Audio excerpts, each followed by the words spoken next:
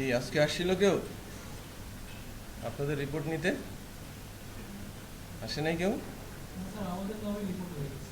কি রিপোর্ট হয়েছে? হ্যাঁ, ঠিক আছে, আমার রিপোর্টটাও লিখে ফেলবেন। হুম। না, আমি পে করে দিব আর কি, পে করে দিব। হ্যাঁ, যে মিস করেছে আমার ক্যাপ্টেন সাহেব কোথায়, আমার কাছ থেকে নিতে পারে নাই। খুচরো টাকা আছে, আজকে দিয়ে দিব। আচ্ছা, লিখে ফেলবেন, একটাও যেন মিস না হয়।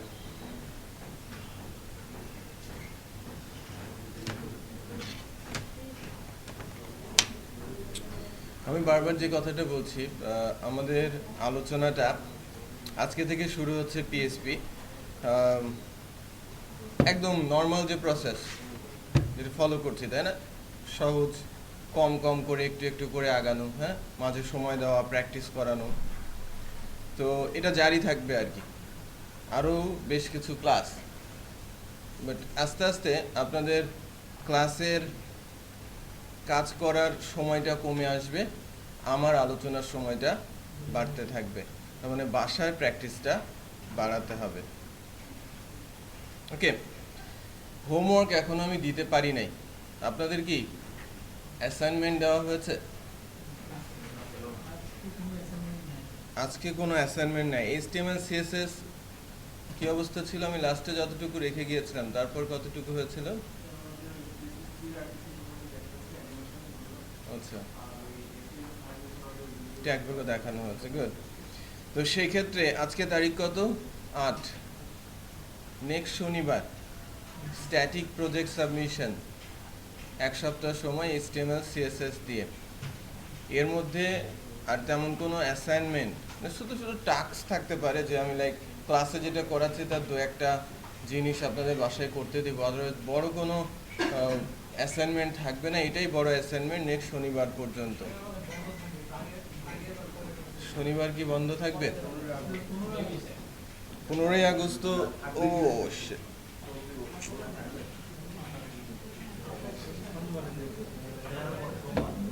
হ্যাঁ,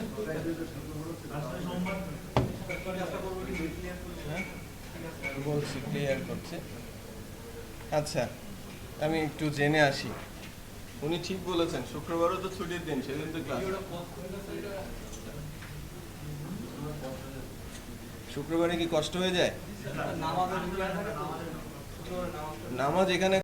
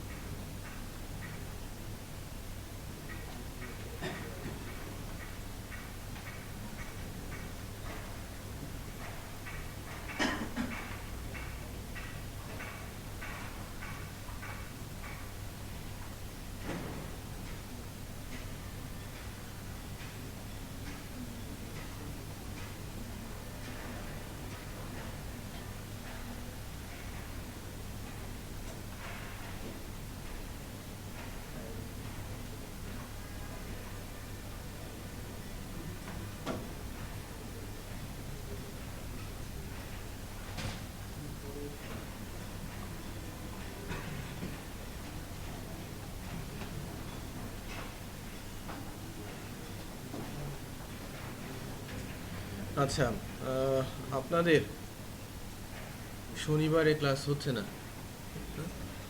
আচ্ছা, আর 2 নম্বর জিনিসটা হচ্ছে, সেটা হচ্ছে যে অ্যাসাইনমেন্টটা সোমবারে জমা দিতে হবে।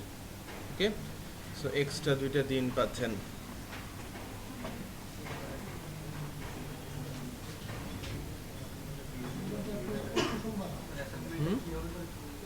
অ্যাসাইনমেন্টটা ডিটেল বলছি।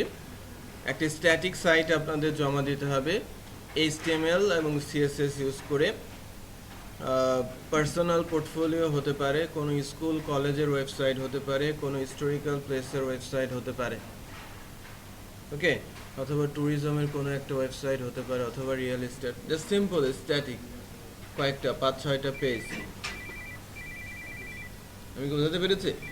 যে হোম থাকবে, অ্যাবাউট থাকবে, গ্যালারি থাকবে, কন্ট্যাক্ট থাকবে, এটা কমন এই 4টা পেজ। আর বাকি কিছু পেজ আছে না, লাইক প্রজেক্ট, ট্যুরস, প্যাকেজ, এগুলো ভিন্ন ভিন্ন সাইটের জন্য আসবে, রাইট? এ ধরনের কয়েকটা পেজ দিয়ে কমপ্লিট ডাটা সহ সাইট আসতে হবে, ঠিক আছে? যেটা আমরা কালেক্ট করে নিব এবং এটার উপরে মার্কিং হবে। আমরা HTML CSS এ কতটুকু শিখেছি এটা এই প্রজেক্ট দিয়ে এভালুয়েশন হবে। ওকে,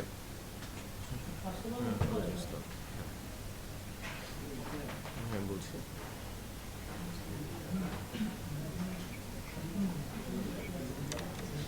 জি বলেন, কীভাবে হেল্প করতে পারি? হ্যাঁ, এটা আমাদের শুরু হচ্ছে 14 তারিখ থেকে, এই মাসের 14 তারিখ। এখানে আছে হচ্ছে এসইও, জুমলা, ওয়ার্ডপ্রেস, 3টে একসঙ্গে শেখানো হচ্ছে। শুক্রবারে 3টা থেকে 6টা, আর মঙ্গলবার দিন সন্ধ্যা 6টা থেকে 9টা। 3টা কোর্স মিলে ফি হচ্ছে 13,500, আর যদি শুধু এসি হয় সেক্ষেত্রে 7,500।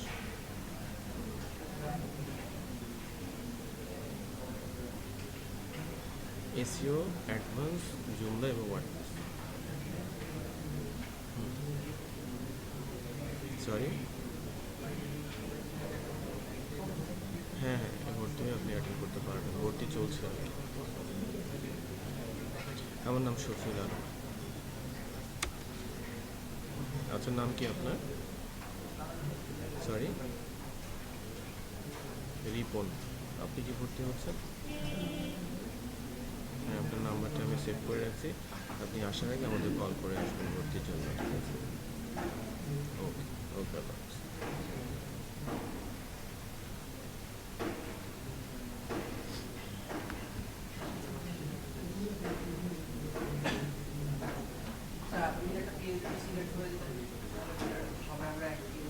না, নিজেরা করবে।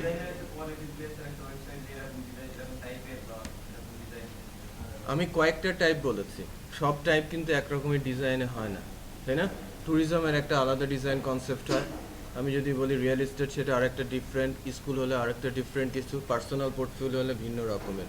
সো আমি নির্ধারণ করে দিচ্ছি না, আপনারা আপনাদের টপিক চুজ করবেন এবং সেই অনুযায়ী করে নিয়ে আসবেন, ঠিক আছে? না, আমরা তো রেসপন্সিভ শিখি নাই।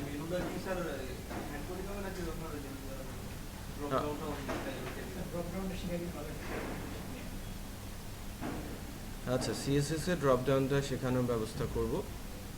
আমরা পিএসপিটা স্টার্ট করি, এটা ছাড়াই করতে থাকেন। যদি ড্রপ ডাউন শিখেন, ড্রপ ডাউন অ্যাড করে নিন। হ্যাঁ, না, শুধু HTML CSS আমরা যা শিখেছি তার উপরে, জাভাস্ক্রিপ্ট ইউজ করা যাবে না, কিচ্ছু না।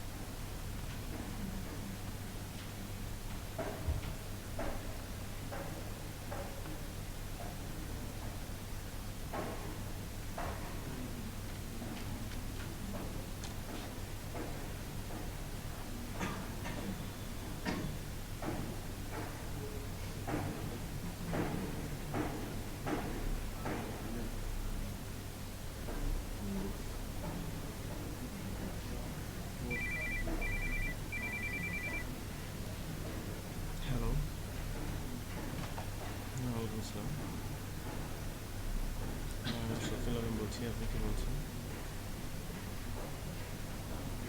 হ্যাঁ, আনিসুর রহমান, আমি ফোন দিয়েছিলাম টাউন ট্রেনিং থেকে। আপনি ফ্রিল্যান্সিং ট্রেনিংয়ের ব্যাপারে কথা বলেছিলেন।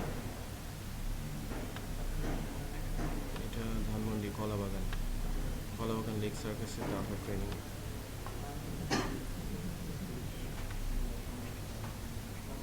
আচ্ছা আচ্ছা, ঠিক আছে।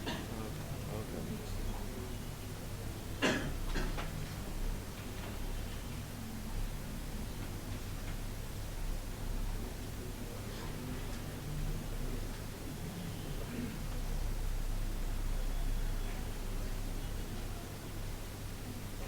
এটা উঠিয়েছেন? ওকে।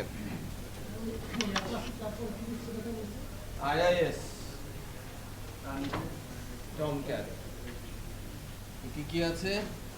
ফ্রন্ট এন্ডে আছে HTML CSS জাভাস্ক্রিপ্ট, ওয়েব সার্ভারে আছে অ্যাপাচি আইএস টমক্যাট, যে সার্ভারগুলোর মধ্যে রান করতে পারে PHP C# Java Python Perl Ruby, right? এগুলো সব ল্যাঙ্গুয়েজগুলোকে বলা হচ্ছে সার্ভার ল্যাঙ্গুয়েজ। আর এই সার্ভার ল্যাঙ্গুয়েজগুলো রান করবে অ্যাপাচি আইএস অথবা টমক্যাট ওয়েব সার্ভারে। ওকে, HTML CSS এর জন্য কি আলাদা কোনো সার্ভার ইনস্টল দিতে হয়েছে আমাদের? HTML CSS এর জন্য তেমন কোনো সার্ভার ইনস্টল দেওয়ার দরকার পড়ে নাই। তেমন কোনো বললে ভুল হবে, অ্যাকচুয়ালি সার্ভারের প্রয়োজন নেই, কারণ HTML CSS এর সার্ভার কি সকল ব্রাউজার, জাভাস্ক্রিপ্টের সার্ভারও কি সকল ব্রাউজারই। বাট আমরা যখন PHP শিখতে যাচ্ছি এবং PHP এর ডাটা রাখার জন্য মেমোরি প্রয়োজন পড়বে, তাই না? তখন দরকার পড়বে কি আমাদের ডেটাবেস সার্ভার। আর ডেটাবেস সার্ভারের জন্য আমাদের ডেটাবেসের জন্য আমাদের একটা সার্ভার লাগবে।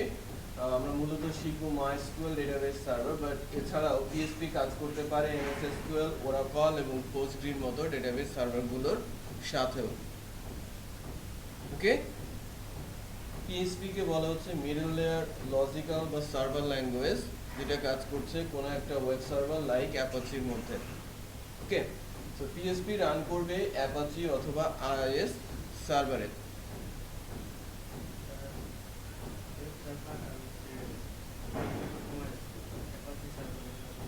এটা ডেটাবেস সার্ভার, আর ওয়েব সার্ভার হচ্ছে অ্যাপাচি আইএস এবং টমক্যাট।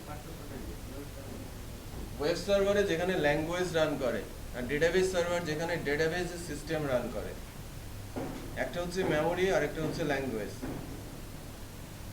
বুঝতে পেরেছেন?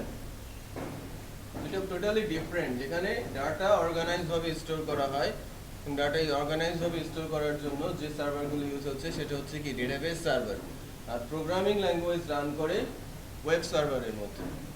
বুঝতে পেরেছেন? ওকে, সো আমরা যদি PHP শিখতে চাই, আমাদের প্রত্যেকের মেশিনে মিনিমাম একটা ওয়েব সার্ভার লাগবে। PHP যদিও অ্যাপাচি এবং আইএস ওয়েব সার্ভারে রান করে, বাট যে কোনো একটা থাকলেই যথেষ্ট, রাইট? আইএস উইন্ডোজের কম্পোনেন্ট, এটা আলাদা করে পাওয়া যায় না, উইন্ডোজে ইনবিল্ট থাকে। আর অ্যাপাচিটা আলাদা করে ইনস্টল করতে হয়। এটা অ্যাপ্লিকেশন সফটওয়্যার, যেটা যে কোনো অপারেটিং সিস্টেমেই ইনস্টল করা যায়। মানে অ্যাপাচি আপনি লিনাক্স, ম্যাক, উইন্ডোজ সব জায়গাতেই ইনস্টল করতে পারেন। বাট বাট আইএসটা কি উইন্ডোজের কম্পোনেন্ট হওয়াতে এটা অন্য কোনো অপারেটিং সিস্টেমের সাথে ইউজ করা যায় না। আমি কি বুঝতে পেরেছি? আইএস উইন্ডোজের কম্পোনেন্ট, আর অ্যাপাচি কি অ্যাপ্লিকেশন সফটওয়্যার, যে কোনো অপারেটিং সিস্টেমে এটাকে ইনস্টল করা যায়। তো হ্যাঁ, টমক্যাট অ্যাপাচির মতোই, যেখানে জাভা C# রান করতে পারে।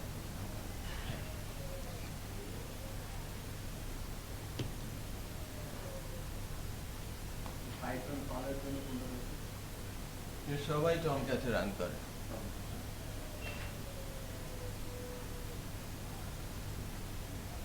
আচ্ছা, তো ওয়েব সার্ভার হচ্ছে অ্যাপাচি, আইএস, টমক্যাট, যার ভেতরে আমাদের সার্ভার ল্যাঙ্গুয়েজ গুলো আর ডেটাবেস সার্ভার বলতে বোঝাচ্ছি এগুলো। এবার আসি অনেকগুলো ওয়েব সার্ভার আছে, বাট এর মধ্যে কার অবস্থান কেমন। ওকে, অবস্থান বলতে বোঝাচ্ছি ইউজের দিক থেকে প্র্যাকটিক্যালি কোন ল্যাঙ্গুয়েজটা, কোন সার্ভার ল্যাঙ্গুয়েজটা সবচেয়ে বেশি ইউজ হয়। সবচেয়ে বেশি ইউজ হয় পিএসপি, এবং এটা একেবারে মনোপলি অবস্থা, around 82%। C sharp around 18%, Java 2.5%, Perl, Python, Ruby.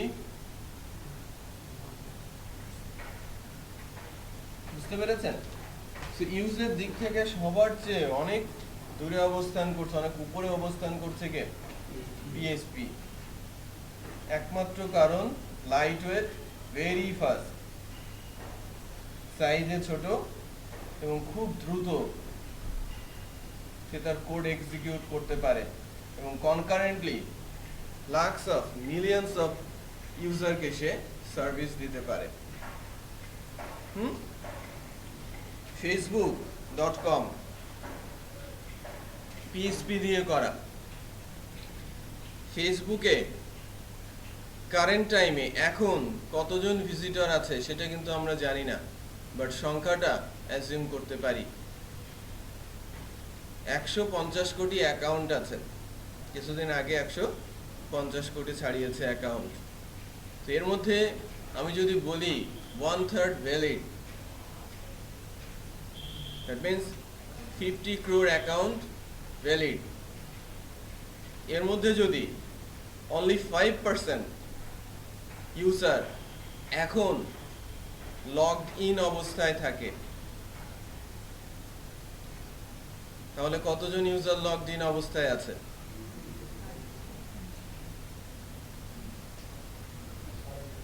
আড়াই কোটি। অনলি 5% বলেছি, যার সংখ্যা অনেক বেশি হতে পারে। আমি আরো বাদও দিয়ে দিয়েছি, 2/3 কে আমি ফেক বলেছি, 1/3 আমি ভ্যালিড বলেছি। 1/3 ভ্যালিডের মধ্যে অনলি 5% এর কথা বলছি, তারপরেও সংখ্যাটা কত? 2 crore 50 lakhs। ধারণা করা যাচ্ছে কতজন? বিশ্বের 99% দেশে এই ধরনের জনসংখ্যা নাই, মানে এত জনসংখ্যা নাই। ফেসবুক ব্যবহার করে ইউজ করতে প্রবলেম হয় না, কিন্তু এসএসসি রেজাল্ট বা এইচএসসি রেজাল্ট দেখতে ওই দিন একটা প্রবলেম হচ্ছে। ওইটাই তো কথা, ওইটাই তো কথা। হ্যাঁ, এর সাথে অনেক কিছু রিলেটেড, সার্ভার কনফিগারেশন, ওকে, হোস্টিং সার্ভারের যে কনফিগারেশন, ডেটাবেস সার্ভার, ব্যান্ডউইথ, অনেক কিছু এর সঙ্গে রিলেটেড। ওই যে রেজাল্ট দেখেছেন, তারপরে কি আর ভিজিট করেছেন সাইটটা? দরকার পড়েছে? বছরে কয়দিন দরকার পড়ে? 2-4 দিন। বোঝা যাচ্ছে কেন এই অবস্থাটা? তারপরেও তারা চাইলে ওই ধরনের অবস্থায় নিয়ে যেতে পারে, কারণ আনলিমিটেড ব্যান্ডউইথে নিয়ে যাওয়াটা অনেক বেশি পয়সা খরচের বিষয় না। এখানে ব্যান্ডউইথ লিমিটেড। ব্যান্ডউইথ বলতে বোঝায় যে একটা সাইট কতজন ভিজিট করতে পারবে পার মান্থ। এটা সাইটের ওয়েটের উপরে নির্ভর করে। মনে করেন এই সাইটটার ওয়েট 25 কিলোবাইট, এই পেজটার সাইজ কত? 25 কিলোবাইট। সো আমি যখন একবার এই পেজটা ভিজিট করলাম, আমার ব্যান্ডউইথ থেকে 25 কিলোবাইট মাইনাস হলো। মনে করেন আমার ব্যান্ডউইথ আছে 50 GB, for example 50 GB bandwidth আছে। সো 50 জিবিতে আমি 25 কিলোবাইট দিয়ে যদি ভাগ করি 50 জিবিকে, যতজন ইউজার হয় ঠিক অতজন ইউজার যদি ভিজিট করে ফেলে এক মাসের মধ্যে, আমার সাইট অটোমেটিক ডাউন হয়ে যাবে। সাইটটা আর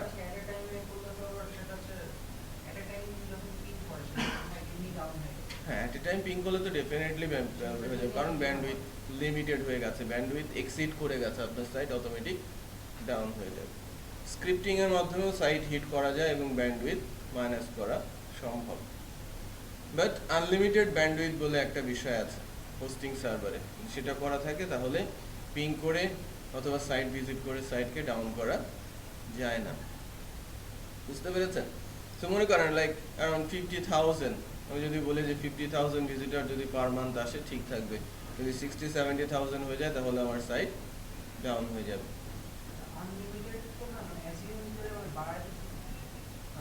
বাড়াতে থাকেন পারেন, বাট আনলিমিটেড ব্যান্ডউইথের সার্ভিসের প্রাইস অতটা বেশি না, যেটা অ্যাকচুয়ালি লিমিটেড হলেও আমি যদি বলি যে 50 আমি সেট করে রেখেছি 1 টেরা, 2 টেরা, 10 টেরা, তার জন্য অ্যাকচুয়ালি আনলিমিটেডই। হোস্টিং সার্ভার যেগুলো ডেডিকেটেড সেখানে আপনি ব্যান্ডউইথ শেষ করতে পারবেন না, এটাকে আনলিমিটেডই বলা হচ্ছে। আচ্ছা, যেটা বলছিলাম পার্সেন্টেজ, ইউজ পার্সেন্টেজ আর কনকারেন্ট ইউজারের এক্সেস, রাইট? যে 2,50,00,000 ইউজার সাইটটা ইউজ করতে পারছে। অ্যাকচুয়ালি সার্ভার কনফিগারেশনের জন্য অত্যন্ত ইম্পর্ট্যান্ট একটা ইস্যু, বাট ল্যাঙ্গুয়েজটা অত্যন্ত ইম্পর্ট্যান্ট রোল এখানে প্লে করছে। শুধু ল্যাঙ্গুয়েজটা না, ডেটাবেস সার্ভারও ইম্পর্ট্যান্ট রোল প্লে করছে, কারণ ফেসবুকে ডেটাবেস সার্ভার হিসেবে আছে MySQL। গুগলের প্রোডাক্টগুলো সব পাইথন দিয়ে করা। এই ল্যাঙ্গুয়েজটাও lightweight, very fast. Socket programming করা যায় যার মাধ্যমে।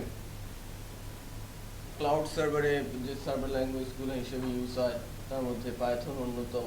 সেখানেও ডেটাবেস হিসেবে ইউজ হচ্ছে কি MySQL। সো ল্যাঙ্গুয়েজটা lightweight, very fast, but এর একটা লিমিটেশন আছে, less secure than Java and C#। Java এবং C# এর তুলনায় less secure। better ল্যাঙ্গুয়েজের পার্সপেক্টিভে যদি আমি বলি Java ফার্স্ট, C# বা .NET প্ল্যাটফর্মে C#, C++ এর অবস্থান, তারপরে আসবে PHP র কথা, রাইট? সো একেবারে ইউজের দিক থেকে অনেক দূর এগিয়ে থাকলেও ল্যাঙ্গুয়েজ এবং সিকিউরিটির দিক থেকে সে জাভা ও .NET এর তুলনায় পিছিয়ে আছে। ইউজ এত বেশি হচ্ছে কেন? ইউজ এত বেশি হওয়ার পেছনে ম্যাক্সিমামই তৈরি হচ্ছে ওয়েবসাইট যেখানে ওই লেভেলের সিকিউরিটির দরকার নেই, যেটা দিয়ে জাভা বা .NET এ এনশিওর করা যায়। বাট PHP যে লেভেলের সিকিউরিটি এনশিওর করে, এটা ডাইনামিক ওয়েবসাইটের জন্য যথেষ্ট। আমি আপনাদের পার্থক্য বলেছিলাম ওয়েব অ্যাপ্লিকেশন এবং ডাইনামিক ওয়েবসাইটের। অ্যাপ্লিকেশনগুলো ম্যাক্সিমাম কেসে তৈরি হয় জাভা এবং C# ইউজ করে। ওয়েবসাইটের বেলায় চলে আসে কার নাম? PHP। যত বড় বা লার্জ স্কেলের ওয়েবসাইট হোক না কেন, PHP দিয়ে সেটা ম্যানেজ করা সম্ভব। PHP দিয়ে যে অ্যাপ্লিকেশন হচ্ছে না সেটা কিন্তু বলবো না, বাট তার সংখ্যাটা কিছুটা কম। PHP দিয়ে জাভা বা .NET লেভেলের সিকিউরিটি এনশিওর করা যায়, বাট সেক্ষেত্রে থার্ড পার্টির হেল্প নিতে হয়। থার্ড পার্টিগুলোর মধ্যে অন্যতম হচ্ছে SSL, সিকিউরিটি সকেট লেয়ার, যেটা ইমপ্লিমেন্ট করতে হয়, সেক্ষেত্রে সাইট অনেক বেশি সিকিউর হয়ে যায়। বাট ওটা তো থার্ড পার্টি, তাই না? এই বিল্ডিংয়ে সিকিউরিটি এনশিওর করে কারা? থার্ড পার্টি কোনো একটা কোম্পানি বা কোনো দুইটা কোম্পানি, এরা মিক্সড আপ করে এখানে লোক রেখে সিকিউরিটি দিচ্ছে। বাট আমি শিওর, ড্যাম শিওর যে বসুন্ধরা তার নিজস্ব সিকিউরিটি সিস্টেম ইউজ করে, অবশ্যই এই বসুন্ধরার সিকিউরিটি সার্ভিসটা এদের চাইতে বেটার, তাই না? সে তার সিকিউরিটির সকল বিষয়গুলো তারা জানে, বাট এখানে যেহেতু হায়ার করা হচ্ছে সব ইস্যু তারা জানে না, রাইট? কোনো একজন গার্ড যদি পালিয়ে যায় বা কিছু চুরি করে নিয়ে যায়, আমাকে যেতে হবে কার কাছে? কোম্পানির কাছে। গার্ড পর্যন্ত আমি যেতে পারবো না, কারণ গার্ডের কাছে আছে, কোম্পানির কাছে ওই গার্ডের ইনফরমেশন আছে, আমার কাছে সেই ইনফরমেশন নেই। বিষয়টা বোঝা যাচ্ছে? সো এখানে লেয়ার তৈরি হচ্ছে, বাট বসুন্ধরাতে ডিরেক্ট এমপ্লয়মেন্ট দেওয়া আছে, তাই না? ডিরেক্ট কি টিম তৈরি করা আছে, সিকিউরিটি টিম তৈরি করা আছে, এবং তারা সবাই বসুন্ধরার এমপ্লয়ি। সো ডিরেক্ট ইনফরমেশন তাদের কাছে আছে। বিষয়টা বোঝা যাচ্ছে? না,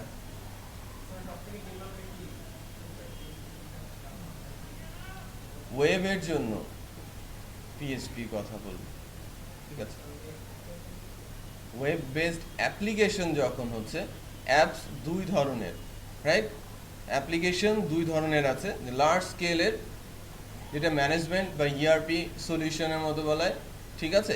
ইআরপি যদি বলি সেক্ষেত্রে আমি প্রায়োরিটি দেবো জাভা এবং .NET-কে।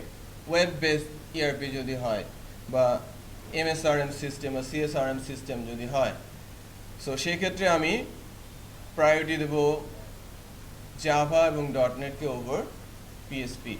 বাট ওয়েবসাইট বা ডাইনামিক ওয়েবসাইটের ক্ষেত্রে সবার উপরে আছে কে? পিএসপি। সো একটা জিনিস চিন্তা করে দেখেন যে একটা ইউনিভার্সিটি, তাই না, 100টা ইউনিভার্সিটি, যদি একটা ইউনিভার্সিটি ম্যানেজমেন্ট সিস্টেমের প্রয়োজন পড়ে, সেখানে 100টা অ্যাপ্লিকেশন হয়তো লাগবে, বাট আমার বিজনেস আছে কতগুলো? আমি যদি একটা বসুন্ধরা সিটির কথাই বলি, ওখানে ইন্ডিভিজুয়াল বিজনেসম্যান আছে লাইক অ্যারাউন্ড 1000। তাদের প্রত্যেকের যদি একটা ওয়েবসাইটে দরকার পড়ে, 1000 ওয়েবসাইট প্রয়োজন পড়বে। আর যদি আমি একটা অ্যাপ্লিকেশনের কথা চিন্তা করি, ইউনিভার্সিটি ম্যানেজমেন্ট সিস্টেম, সেক্ষেত্রে কয়টা দরকার পড়ছে? 100টা, তাই না? ইন্ডিভিজুয়ালস ওয়েবসাইট বা ওয়েব ডাইনামিক ওয়েবসাইটের চাহিদা অ্যাপ্লিকেশনের তুলনায় কয়েক গুণ বেশি, 10 টাইমস 20 টাইমস বেশি।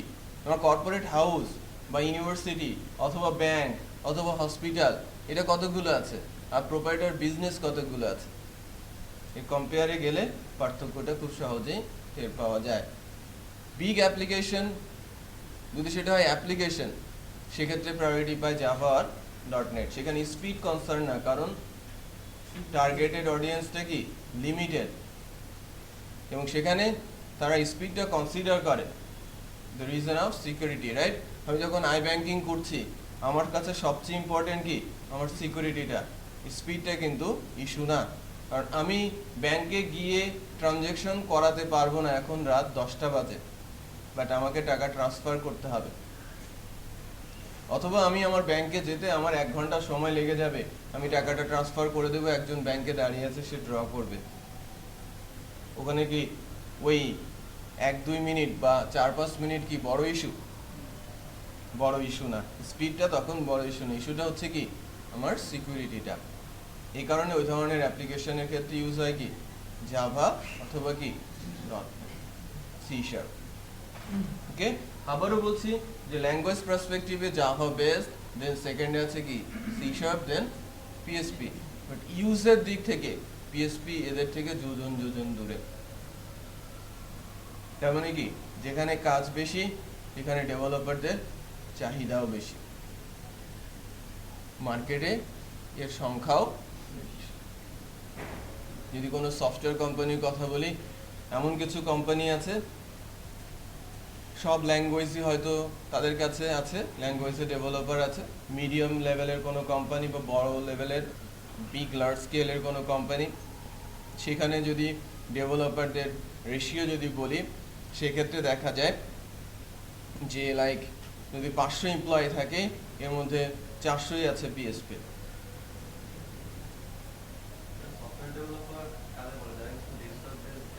অ্যাপ্লিকেশন ডেস্কটপ বেস সফটওয়্যার তৈরি করে না, ওদের web developer, web application developer বা ওয়েবসাইট ডেভেলপার বা সফটওয়্যার ইঞ্জিনিয়ার বলা যায়। ঠিক আছে, সফটওয়্যার ডেভেলপার বলতে হলে ডেস্কটপ সফটওয়্যার বা ডেস্কটপ অ্যাপস তৈরি করা হয়।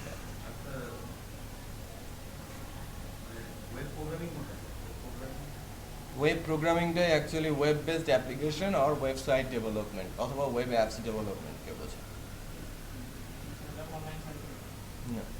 যেটা অনলাইন ছাড়া, ব্রাউজার ছাড়া যে অ্যাপ্লিকেশনগুলো, যে সফটওয়্যারগুলো চলবে না। ঠিক আছে, আচ্ছা। সো ল্যাঙ্গুয়েজ পার্সপেক্টিভ বা ল্যাঙ্গুয়েজের ইস্যুগুলো বললাম, যে পিএসপির অবস্থাটা কি। স্ট্রাকচার্ড ল্যাঙ্গুয়েজ বলে একটা বিষয় আছে। PSP object oriented but structured না, মানে টোটালি বা ফুললি অবজেক্ট ওরিয়েন্টেড না। এর সব কিছু অবজেক্ট ওরিয়েন্টেড মডেল ফলো করেই হতে হবে, ক্লাস ফাংশন দিয়েই হ্যালো ওয়ার্ল্ড এক্সিকিউট করতে হবে। নো, পিএসপিতে আপনি একটা ফাইল তৈরি করলেন, একটা স্টেটমেন্ট লিখলেন, হ্যালো ওয়ার্ল্ড ইকো করলেন, আউটপুট চলে আসবে। এবার জাভাতে পুরো একটা প্রজেক্ট ক্রিয়েট করতে হবে হ্যালো ওয়ার্ল্ড ক্রিয়েট করার জন্য, একটা ক্লাস থাকবে, ফাংশন থাকবে, সে প্রজেক্ট রান করাতে হবে, দেন হ্যালো ওয়ার্ল্ড আউটপুটে আসবে। ঠিক আছে? সি প্লাস প্লাস বা সি শার্পও তাই, সেদেরকে স্ট্রাকচার্ড ল্যাঙ্গুয়েজ বলা হয়। PSP partially object oriented language. Object oriented programming করার জন্য সব মেকানিজমই এখানে আছে, বাট শুরুতেই অবজেক্ট ওরিয়েন্টেড প্রসেসে বা অলওয়েজ অবজেক্ট ওরিয়েন্টেড প্রসেসে যেতেই হবে, এর বাধ্যবাধকতা নেই। পিএসপিতে পিএসপি এইচটিএমএল এর সঙ্গে এমবেড হয়ে কাজ করতে পারে বলে এদেরকে বলা হয়ে থাকে স্ক্রিপ্টিং। ঠিক আছে, এদেরকে বলা হয় কি স্ক্রিপ্টিং ল্যাঙ্গুয়েজ। আচ্ছা, হ্যাঁ আজান পড়ে গেছে। যতটুকু কথা বলেছি এখানে কারো কোনো কনফিউশন আছে কিনা বা কোনো কিছু জানার আছে কিনা? ওটা তো object oriented open source language, open source. আর আমরা এই জিনিস পিএইচপিতে বিশেষত তাহলে ফ্রেমওয়ার্কটা কি জন্য ইউজ করব বলছি, আর কেউ কিছু বলছিলেন? ডেস্কটপ,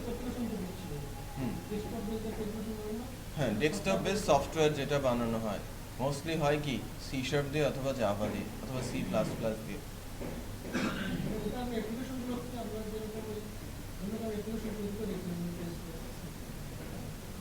ওইটারই অ্যাকচুয়ালি ডেস্কটপ ভার্সন বলতে পারেন। ওটা ওয়েবে রান করে না, ওটা একটা পার্টিকুলার মেশিন থেকে অ্যাক্সেস করা যায় অথবা একটা নেটওয়ার্কের মধ্যে থেকে অ্যাক্সেস করা যায়, ব্রাউজার দিয়ে অ্যাক্সেস করতে হয় না। আমি বোঝাতে পেরেছি? ওয়েব বেসড অ্যাপ্লিকেশনগুলো ব্রাউজার দিয়ে খুলতে হয় এবং ইন্টারনেট থাকলে যে কোনো জায়গা থেকে আমি সেটা ইউজ করতে পারি। আর ডেস্কটপ বেসড অ্যাপ্লিকেশনগুলো ইনস্টল করতে হয় পার্টিকুলার মেশিনে, এবং ওই অ্যাপ্লিকেশনটা যদি সার্ভারে ইনস্টল করা হয়, ওই সার্ভারের আন্ডারে যে মেশিনগুলো আছে সেখানেও রান করানো যায়। হ্যাঁ, ওগুলো সব ডেস্কটপ। হ্যাঁ হ্যাঁ, অথবা যে সুপার শপগুলোতে যে রিডার দিয়ে রিড করে নেয়, ওইগুলো সব ডেস্কটপ।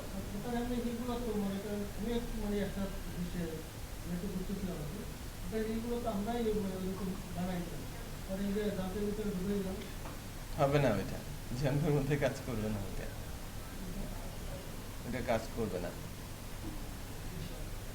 ঠিক আছে, না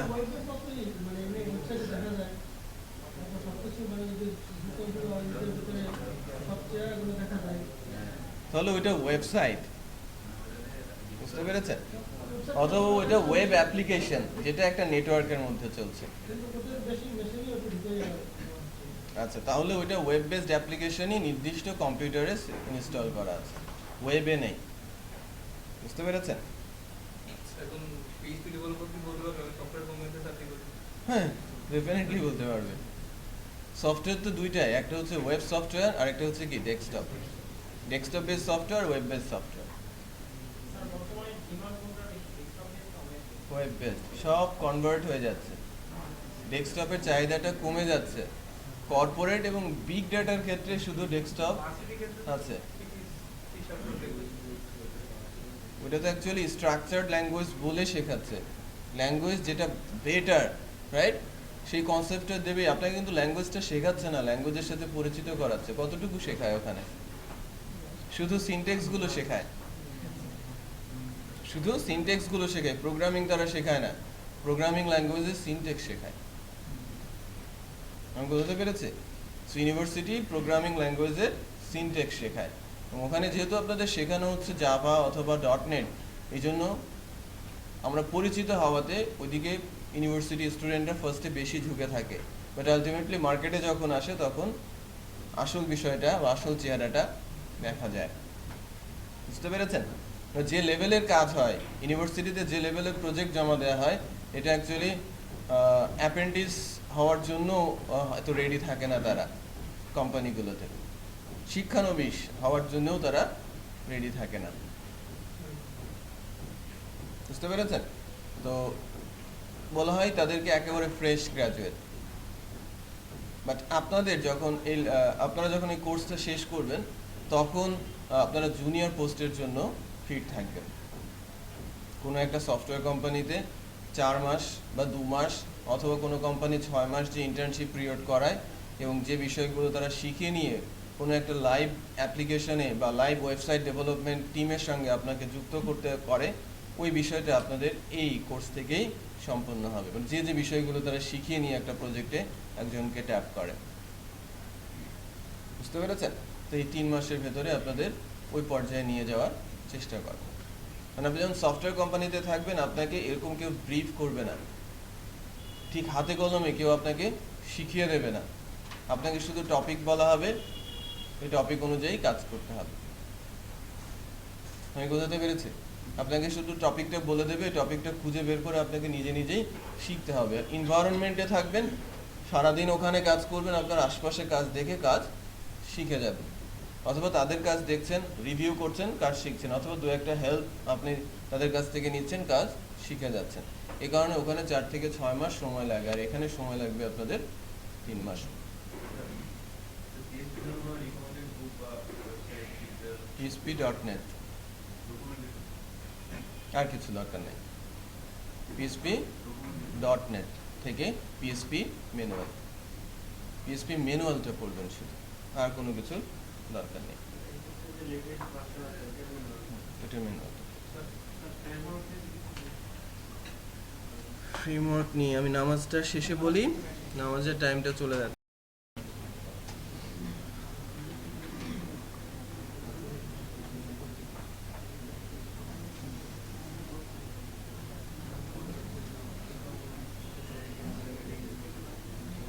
আচ্ছা, আমরা নামাজের আগ থেকে কথা বলছিলাম পিএসপি নিয়ে, তাই না? একজন পেছন থেকে আমাকে বলেছে যে ফ্রেমওয়ার্ক বিষয়টা কি, তাই না? ওটা বলেছিলাম যে নামাজ পড়ে এসে আমি আলোচনা করব। ফ্রেমওয়ার্কটা এমন একটা অ্যাকচুয়ালি প্যাটার্ন বা প্রোগ্রামিং বা সফটওয়্যার ডেভেলপমেন্ট করার জন্য এমন একটা ডিজাইন প্যাটার্ন রেডি করে দেয় যেখানে কাজ করতে হবে ওই ফ্রেমওয়ার্কের বেঁধে দেওয়া রুলস অনুযায়ী। মনে করবেন কিছু ফোল্ডার এবং ফাইল তারা তৈরি করে দিয়েছে, আমরা বলছে যে নির্দিষ্ট ফোল্ডারের মধ্যে নির্দিষ্ট ফাইল রাখো এবং আমি যে রুলসটা বলছি সেই রুলস অনুযায়ী তোমরা সফটওয়্যার ডেভেলপমেন্টটা করো, রাইট? অবশ্যই সেটা অবজেক্ট ওরিয়েন্টেড এবং most framework used MVC design pattern, right? So MVC মানে একটা প্রোগ্রামিংয়ের ডিজাইন প্যাটার্ন আছে, এরকম ডিজাইন প্যাটার্ন আছে 2022, রাইট? 20 থেকে 22টা ডিজাইন প্যাটার্ন আছে, এর মধ্যে সবচেয়ে ইউজড এবং সবচেয়ে পপুলার ডিজাইন প্যাটার্ন হচ্ছে MVC, কে model view controller design pattern বলা হয়ে থাকে। সে প্যাটার্ন ফলো করে প্রোগ্রামিং করাটা, মনে করেন যে আমি ABCD পড়তে শিখেছি, রাইট? আপনিও কিন্তু ABCD পড়তে শিখেছেন, রাইট? আমি যেভাবে পড়ি আপনারাও ঠিক সেভাবেই পড়েন। সো আমি যদি পড়তে পড়তে চুপ হয়ে যায়, আরেকজন কি সেটা কন্টিনিউ করতে পারবে না? বাট আমি ABCD আমার স্টাইলে পড়া শিখেছি, আপনি ABCD আপনার স্টাইলে পড়া শিখেছেন। আমি আমার স্টাইল ধরে আমি কিছু দূর আগালাম, আমি স্টপ হয়ে গেলাম, আপনি কি কন্টিনিউ করতে পারবেন? পারবেন না, তাই না? সো ওই যে ফ্রেমওয়ার্কটা, ওখানে কাজ করার যে ধরনটা বা স্টাইলটা, সেটা ওয়ার্ল্ড স্ট্যান্ডার্ড এবং একই প্যাটার্নে কাজ করতে হয়। সো আমি যখন কোনো একটা সফটওয়্যার ডেভেলপমেন্ট করছি, আমি একটা নির্দিষ্ট সময়ে গিয়ে যদি আমি সফটওয়্যার থেকে সরে আসি, দ্যাট মিনস আমার জব সুইচ করে ফেললাম, অথবা আমি অসুস্থ হয়ে গেলাম, সেকেন্ড কেউ যদি ওই পজিশনে তাকে বসানো হয়, সে যদি ওই প্যাটার্নটা জানে, অবশ্যই সে খুব শুরু থেকেই বা খুব সহজেই কাজটা শুরু করতে পারবে এবং শেষও করে ফেলতে পারবে।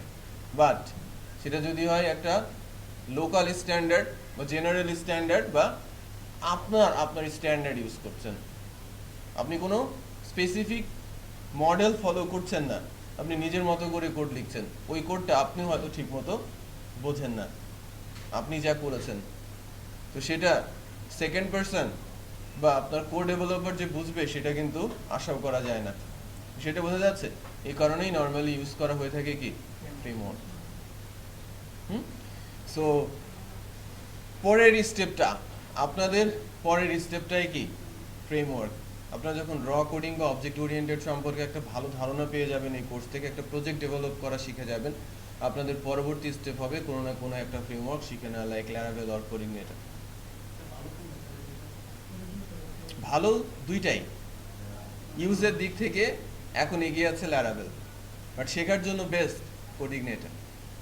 যদি আপনি এমবিসি শিখতে চান কোডিনেটর দিয়ে শুরু করেন, এটা কথাই আছে, বাট ইউজের দিক থেকে ল্যারাভেলটা এখন এগিয়ে আছে। একটা দুইটা ক্লাস দিয়ে কিচ্ছু হবে না, কিছুই শুরু করতে পারবো না, কিছুই করা যাবে না। মিনিমাম 10টা ক্লাস দরকার কিছু সম্পর্কে, মানে ওই ফ্রেমওয়ার্কটা সম্পর্কে কিছুটা ধারণা তৈরি করার জন্য। হুম, তারা একটু অন্যরকম, তারা অর্ডিনারি না আমাদের মতো।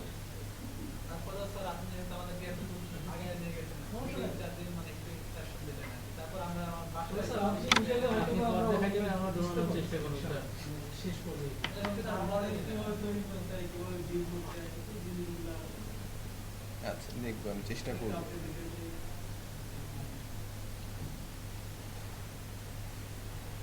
বাট যখন ক্লাস আগাতে থাকবে, শেষের দিকে চলে আসবে, তখন বলবেন এর ভেতরেই, ওটা বাদ দেন, এখানে আরো অনেক কিছু আছে, এটা করেন এটা করেন। এটা আমাদের শুনতে শুনতে অ্যাকচুয়ালি লাস্ট সেশনেও এটা শুনতে হয়েছে, এবং আলটিমেটলি আমরা কোর্সের যা ছিল সেটা তো 30, 31, 32 সেশনে শেষ হয়েছেই, আরও 4-5টা ক্লাস 36, 37, 38 নেওয়ার পরে বলে যে আরও অনেক কিছু রয়ে গেল। যখন বলি যে শেষ, তখন সবার মুখটা ছোট হয়ে আসে, আর কিছুদিন ক্লাস নিলে মনে হয় ভালো হতো।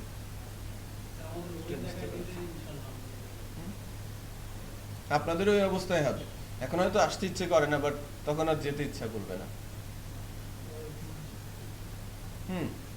আচ্ছা, যাই হোক, সেক্ষেত্রে আমি কিন্তু একটু প্রেশার ক্রিয়েট করবো, একটু প্রেশার নিতে হবে, লোড নিতে হবে। লোড আমি দেই না কেন, কারণ আমাদের দায়িত্ব থাকে ম্যাক্সিমাম যেন উপস্থিত থাকে। আমরা কিন্তু সবার কথা চিন্তা করে ক্লাস করাই, আর আপনারা ইন্ডিভিজুয়ালস নিজের জন্য ক্লাস করেন। এটা অনেকের কাছে অনেক সময় একটু বোরিং মনে হবে, এত স্লো কেন যাচ্ছে, বাট আমি ঠিক অন্য একজনকে টার্গেট করেছি, তার জন্য ওই সময়টা লাগছে। সো আপনাদেরও কিছুটা স্যাক্রিফাইস করতে হবে তাদের জন্য, তাই না? রাইট। সো এটাও একটু হেল্প নিতে হবে, গ্রুপ ওয়ার্ক করতে হবে, ভিডিও টিউটোরিয়ালসের সাপোর্ট নিতে হবে। আচ্ছা, আমি যেখানে ছিলাম,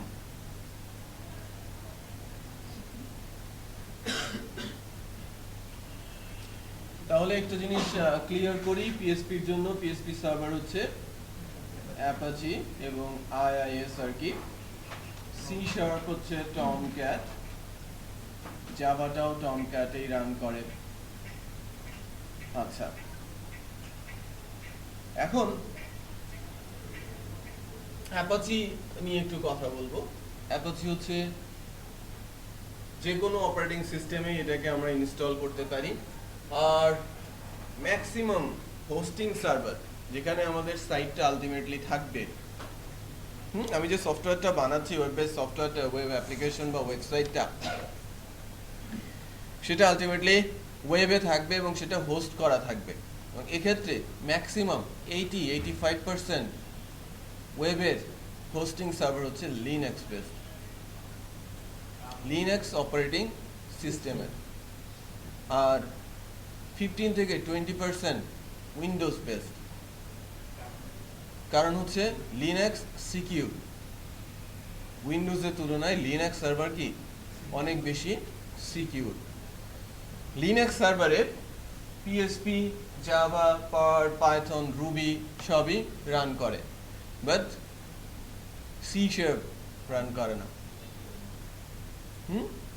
এর জন্য দরকার পড়ে কি উইন্ডোজ সার্ভার।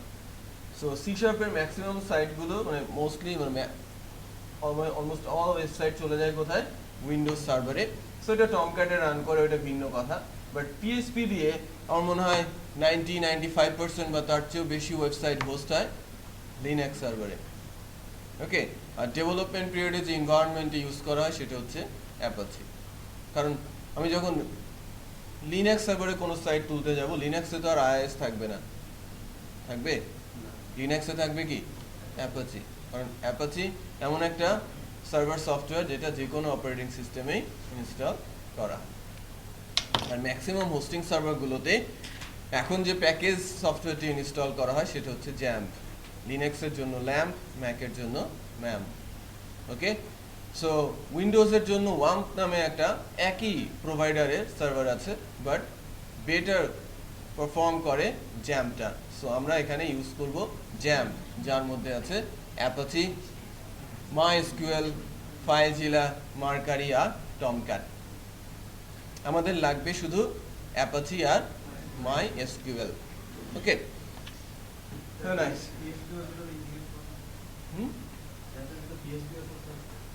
পিএসপির জন্য তো আমার অ্যাপাচি আছেই, পিএসপি রানই করে অ্যাপাচিতে, ঠিক আছে।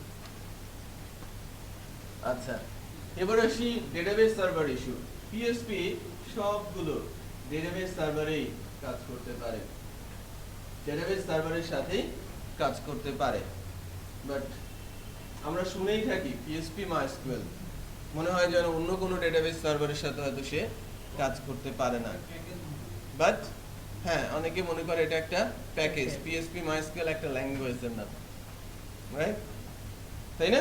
বাট পিএসপি ওয়েব সার্ভারের সার্ভিস ল্যাঙ্গুয়েজ, সার্ভার ল্যাঙ্গুয়েজ, আর MySQL একটা database server. So MySQL, MS SQL, Oracle, Postgres সাথে পিএসপি কাজ করতে পারে, বাট ম্যাক্সিমাম ক্ষেত্রেই MySQL-ই ইউজ হয়ে থাকে। আর ওয়েবের জন্য যদি বলি, ওয়েবে পিএসপি 82% ইউজ হলেও MySQL ইউজ হয় 98 to 99%। বলতে পারেন পিএসপি MySQL হলে তো শুধু 82% হতো, 99% কিভাবে হচ্ছে? সি শার্পও MySQL ইউজ করে, আবার কি জাভাও MySQL ইউজ করে যখন ওয়েব বেসড অ্যাপ্লিকেশন বা ওয়েবসাইট ডেভেলপ করছে।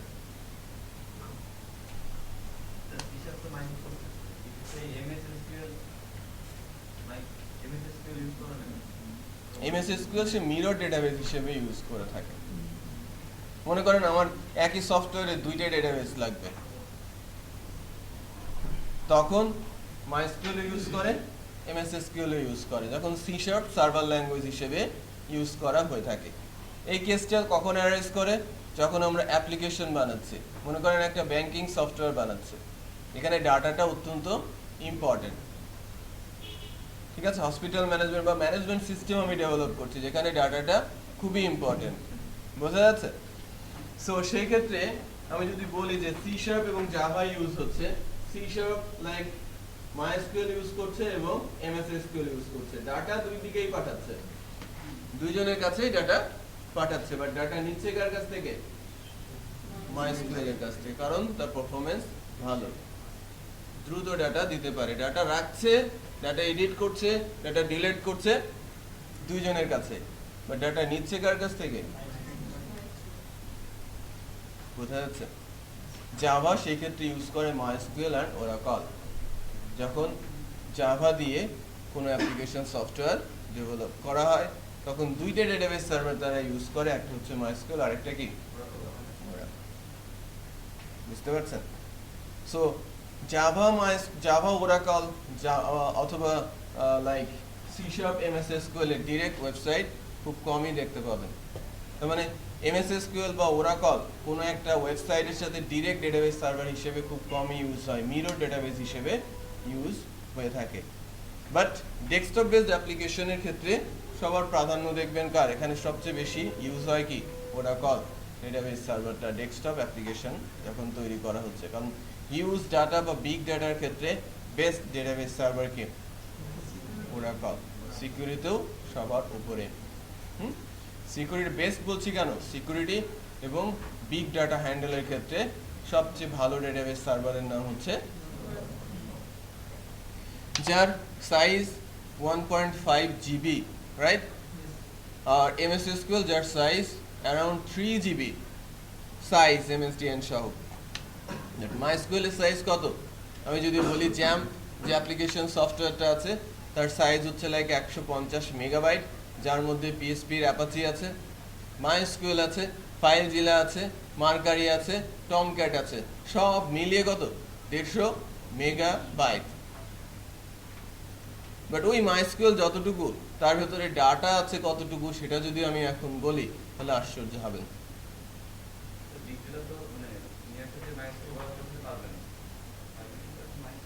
এখন যদি বলি ফেসবুক মাইস্কুয়েল ইউজ করে আর ফেসবুকে কত ডাটা আছে সেটা আমরা এখন একটু চিন্তা করি। 50 crore ভ্যালিড যদি অ্যাকাউন্ট থাকে আর অন অ্যান অ্যাভারেজ একটা অ্যাকাউন্টে 1 GB ডাটা আছে, 50 crore GB এই বিল্ডিং এর চাইতেও বড় হয়। মাইস্কুয়েল হ্যান্ডেল করছে না, রিলেটেড না। বিগ ডাটা হ্যান্ডেলের ক্ষেত্রে বেস কি ওরাকল।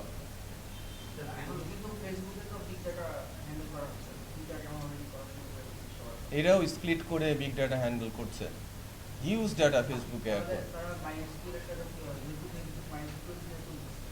সরি, হ্যাঁ, ওরা অলরেডি মিররিং করে ফেলেছে। ওদের সিস্টেমটা সেন্ট্রালাইজ নেই, ডিসেন্ট্রালাইজড হয়েছে অনেক আগে।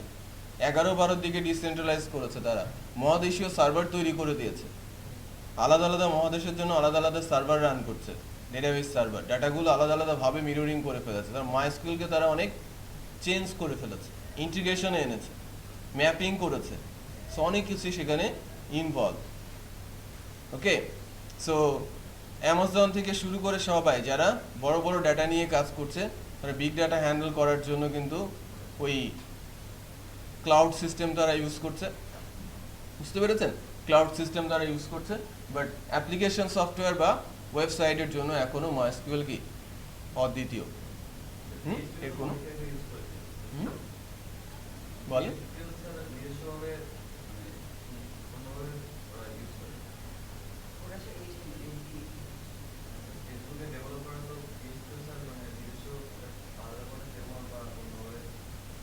তারা তাদের একটা প্যাটার্ন তৈরি করেছে, ওটাকে আমরা ফ্রেমওয়ার্ক বলবো না। ফ্রেমওয়ার্ক বলতে গেলে সবাইকে ইউজ করতে হবে। আমি ধরেন অনেকদিন আগ থেকে কাজ করি, কোনো একটা সফটওয়্যার ডেভেলপ করি বা সেট অফ সফটওয়্যার ডেভেলপ করি। কোনো একটা সফটওয়্যারের কি কি অংশ থাকতে পারে সেটা আমি জানি। সো কোনো একটা প্যাটার্ন আমি ডেভেলপ করে রেখেছি, ওটাকে আমি ফ্রেমওয়ার্ক বলবো না। তারা তাদের স্টাইল ফলো করে কাজ করে। লাইক ওয়ার্ডপ্রেস, লাইক জুমলা, কোনো ফ্রেমওয়ার্ক না, এটা সিএমএস। বুঝতে পেরেছেন? তারাও ফেসবুকের একটা ডিজাইন প্যাটার্ন তৈরি করে ফেলেছে। যারা ডেভেলপার্স ওই ডিজাইন প্যাটার্ন ফলো করে, কারণ ওইটাকে আর চেঞ্জ করা সম্ভব না। ওই ডিজাইন প্যাটার্ন ফলো করে চালাচ্ছে। তারা চাইলে এখন জেন্ট ফ্রেমওয়ার্ক দিয়ে ফেসবুক আবার রিবিল্ড করতে পারবে না। বুঝতে পেরেছেন? এজন্যই তারা নির্দিষ্ট স্ট্রাকচার, নির্দিষ্ট প্যাটার্ন ফলো করে আগাচ্ছে এবং সেখানে কাজ করতে গেলে তাদের প্যাটার্নগুলো তাদের জেনে কাজ করতে হবে। নর্মাল রুলস অনুযায়ী ওখানে কাজ করবে না। আমি যে বললাম যে ফ্রেমওয়ার্ক তাদের নির্দিষ্ট রুলস রেগুলেশন মেনে কাজ করে বা নির্দিষ্ট রুলস রেগুলেশন মেনেই সেখানে আমাকে কাজ করতে হবে। সো ফেসবুকের মধ্যেও তাই, তারা তাদের স্টাইল বা তাদের প্যাটার্ন ডেভেলপ করে ফেলেছে। সবার জন্য না, তারা কিন্তু সবার জন্য সেটাকে উন্মুক্ত করে নাই যে লাইক এটা ফেসবুক ফ্রেমওয়ার্ক করেছে। তারা শুধু নিজের জন্য সেটাকে ইউজ করেছে। তো ডেটাবেস সার্ভারগুলো সম্পর্কে কিছুটা ধারণা পাওয়া যাচ্ছে যে আমরা কোনটাকে ইউজ করব। ধারণাটা পরে আসবে, আমরা শিখবো সব কিছুই। বাট আমি আজকের দিনে শুধু ধারণাটা দেওয়ার চেষ্টা করছি অ্যাকচুয়ালি বিষয়টা কি। পিএসপি কেন? পিএসপি আপনারা যদি পিএসপি নিয়ে কথা ওঠে কোথাও যেন আপনি দু একটা কথা বলতে পারেন, অ্যাটলিস্ট এতটুকু বলতে পারেন যে আমি কেন পিএসপি শিখছি, তাই না? যাতে আমি জব পেতে পারি। শেখার মূল কারণ কি? আর্ন করা। আমি যদি কাজ করি, কাজ পাই, সেক্ষেত্রে তো আমি আর্ন করতে পারবো। আমি এমন কিছু শিখবো বা এমন কিছু করব না যে যেটা শিখলে বা করলে আমি পরবর্তীতে বেনিফিট হতে পারবো না, তাই না? সো আমাদের একটা গল্প শোনানো হতো যে কেউ একজন ছিল, নামটা ভুলে গিয়েছি, অলওয়েজ সে ম্যাথমেটিক্সে ফেল করতো। নাম কি ছিল? ওমর খৈয়াম।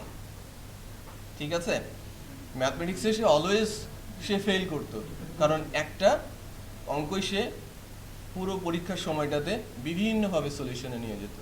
মার্কস পেত কেউ একটা অঙ্কের সমানই, রাইট? তাকে ম্যাথমেটিক্সের কোশ্চেন দেওয়া হয়েছে, সে প্রতিবার ফেল করে। পরবর্তীতে সে বড় একজন বিজ্ঞানী হয়েছিল এবং ম্যাথমেটিশিয়ান হয়েছিল। সে করতোটা কি, ওই একটা ম্যাথকে অনেকভাবে করতো। বুঝতে পেরেছেন? সো সেভাবে যদি করি বা ওই কাজটা যদি আমরা করতে থাকি, আমরা কিন্তু সাকসেসফুল হতে পারবো না, তাই না? সে হয়তো তার সময় একভাবে সে সাকসেসফুল হয়েছে, বাট আমি এমন কিছু করব যেটাতে লাইফ আছে, রাইট? সো লাইক আমি বলছি যে জাভা শিখেন, 100 of people, 1000 of people, 5000 of people, 10,000 of people Java শিখলো, বাট আমাদের মার্কেটে জাভার ডিমান্ড কতটুকু আছে বা জাভা বেস ডেভেলপারের ডিমান্ড কয়জনের আছে সেটা আমরা জানি। বুঝতে পেরেছেন? একটা জিনিস খেয়াল করে দেখবেন যে এসিআইপি প্রজেক্টে জাভার কোনো কোর্স নেই। খেয়াল করেছেন না? কোন কোর্সগুলোকে ফোকাস করা হচ্ছে? যেখানে ডিমান্ড আছে, যেখানে আমরা শেখানোর পর তাদেরকে জব দিতে পারবো, জাভা আমরা শেখাতে পারবো, তারপরে কাজ দিব কোথায় তাদের? অ্যান্ড্রয়েড, ওটা তো ডিরেক্ট জাভা না, অ্যান্ড্রয়েড অ্যাপস ডেভেলপমেন্ট, কারণ ওখানে লোক দরকার আছে, এই জন্য আমরা ওইটা করাচ্ছি, আমরা জাভা করাচ্ছি না। মোবাইল অ্যাপসের জন্য কাজ করানো হচ্ছে, যতটুকু জাভা দরকার ততটুকু শিখিয়ে নেওয়া হচ্ছে, but direct application, Java based application অথবা ডেস্কটপ বেসড সফটওয়্যার ডেভেলপমেন্টের জন্য কোনো কোর্স করানো এখানে কিন্তু হচ্ছে না। বাট যারা সফটওয়্যার ডেভেলপ করে তারা কি বিসিসির মেম্বার না? মেম্বার তো, তাদের কি ডিমান্ড নেই? হয়তোবা ওই লেভেলের নেই, যা এখান থেকে বের হবে তাদেরকে সাপোর্ট দিতে।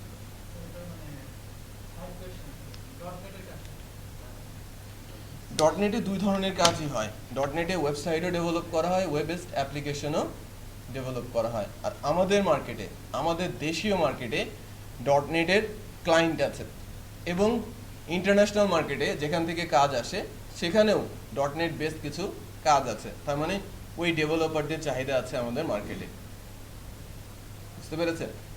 সো আমাদের যে ইনফ্রাস্ট্রাকচার আছে, সফটওয়্যার ফার্মের যে ইনফ্রাস্ট্রাকচার আছে, সেখানে চাহিদা যতটুকু আছে ডটনেটের, আমরা এখান থেকে সেটা বা যাদেরকে বের করব তাদেরকে ওখানে প্লেস করতে পারবো, বা তারা আলটিমেটলি যখন গ্রো আপ হবে তারা ওখানে সুযোগ পাবে। বাট জাভাতে এমন কোনো অবস্থা নেই যেখানে স্টুডেন্টদের শিখিয়ে ছেড়ে দিলে তারা হয়তো জব সার্চ করে বের করতে পারবে। সুযোগ খুব কম, স্কোপ বা ভ্যাকেন্সি নেই বললেই চলে। কিছু কিছু ক্ষেত্রে বলছি যে বড় বড় কোম্পানি যাদের অনেক বড় বড় টিম আছে জাভার, তারা এখন ওই সিনিয়র ডেভেলপারদের পিএসপির কোনো বড় framework like Zend or Laravel framework শিখিয়ে তারা হয়তো সুইচ করে নিয়ে আসে। তাদেরকে ছেড়ে দিতে পারছে না, লাইক 8-10 বছর 15 বছর তারা জব করেছে, তাদেরকে তো বলতে পারছে না তোমাদের জব নেই, তোমরা চলে যাও। তারা তখন তাদেরকে সব করে নিচ্ছে, ডটনেট শেখাচ্ছে, অথবা কি ডটনেট বা জাভা মিলিয়ে ব্যাচ তৈরি করে তারা পিএসপি শিখিয়ে পিএসপি টিমের সঙ্গে তাদেরকে মিশিয়ে দিচ্ছে, তাদেরকে টিম লিডার করে দিচ্ছে, প্রজেক্ট ম্যানেজার করে দিচ্ছে। হ্যাঁ,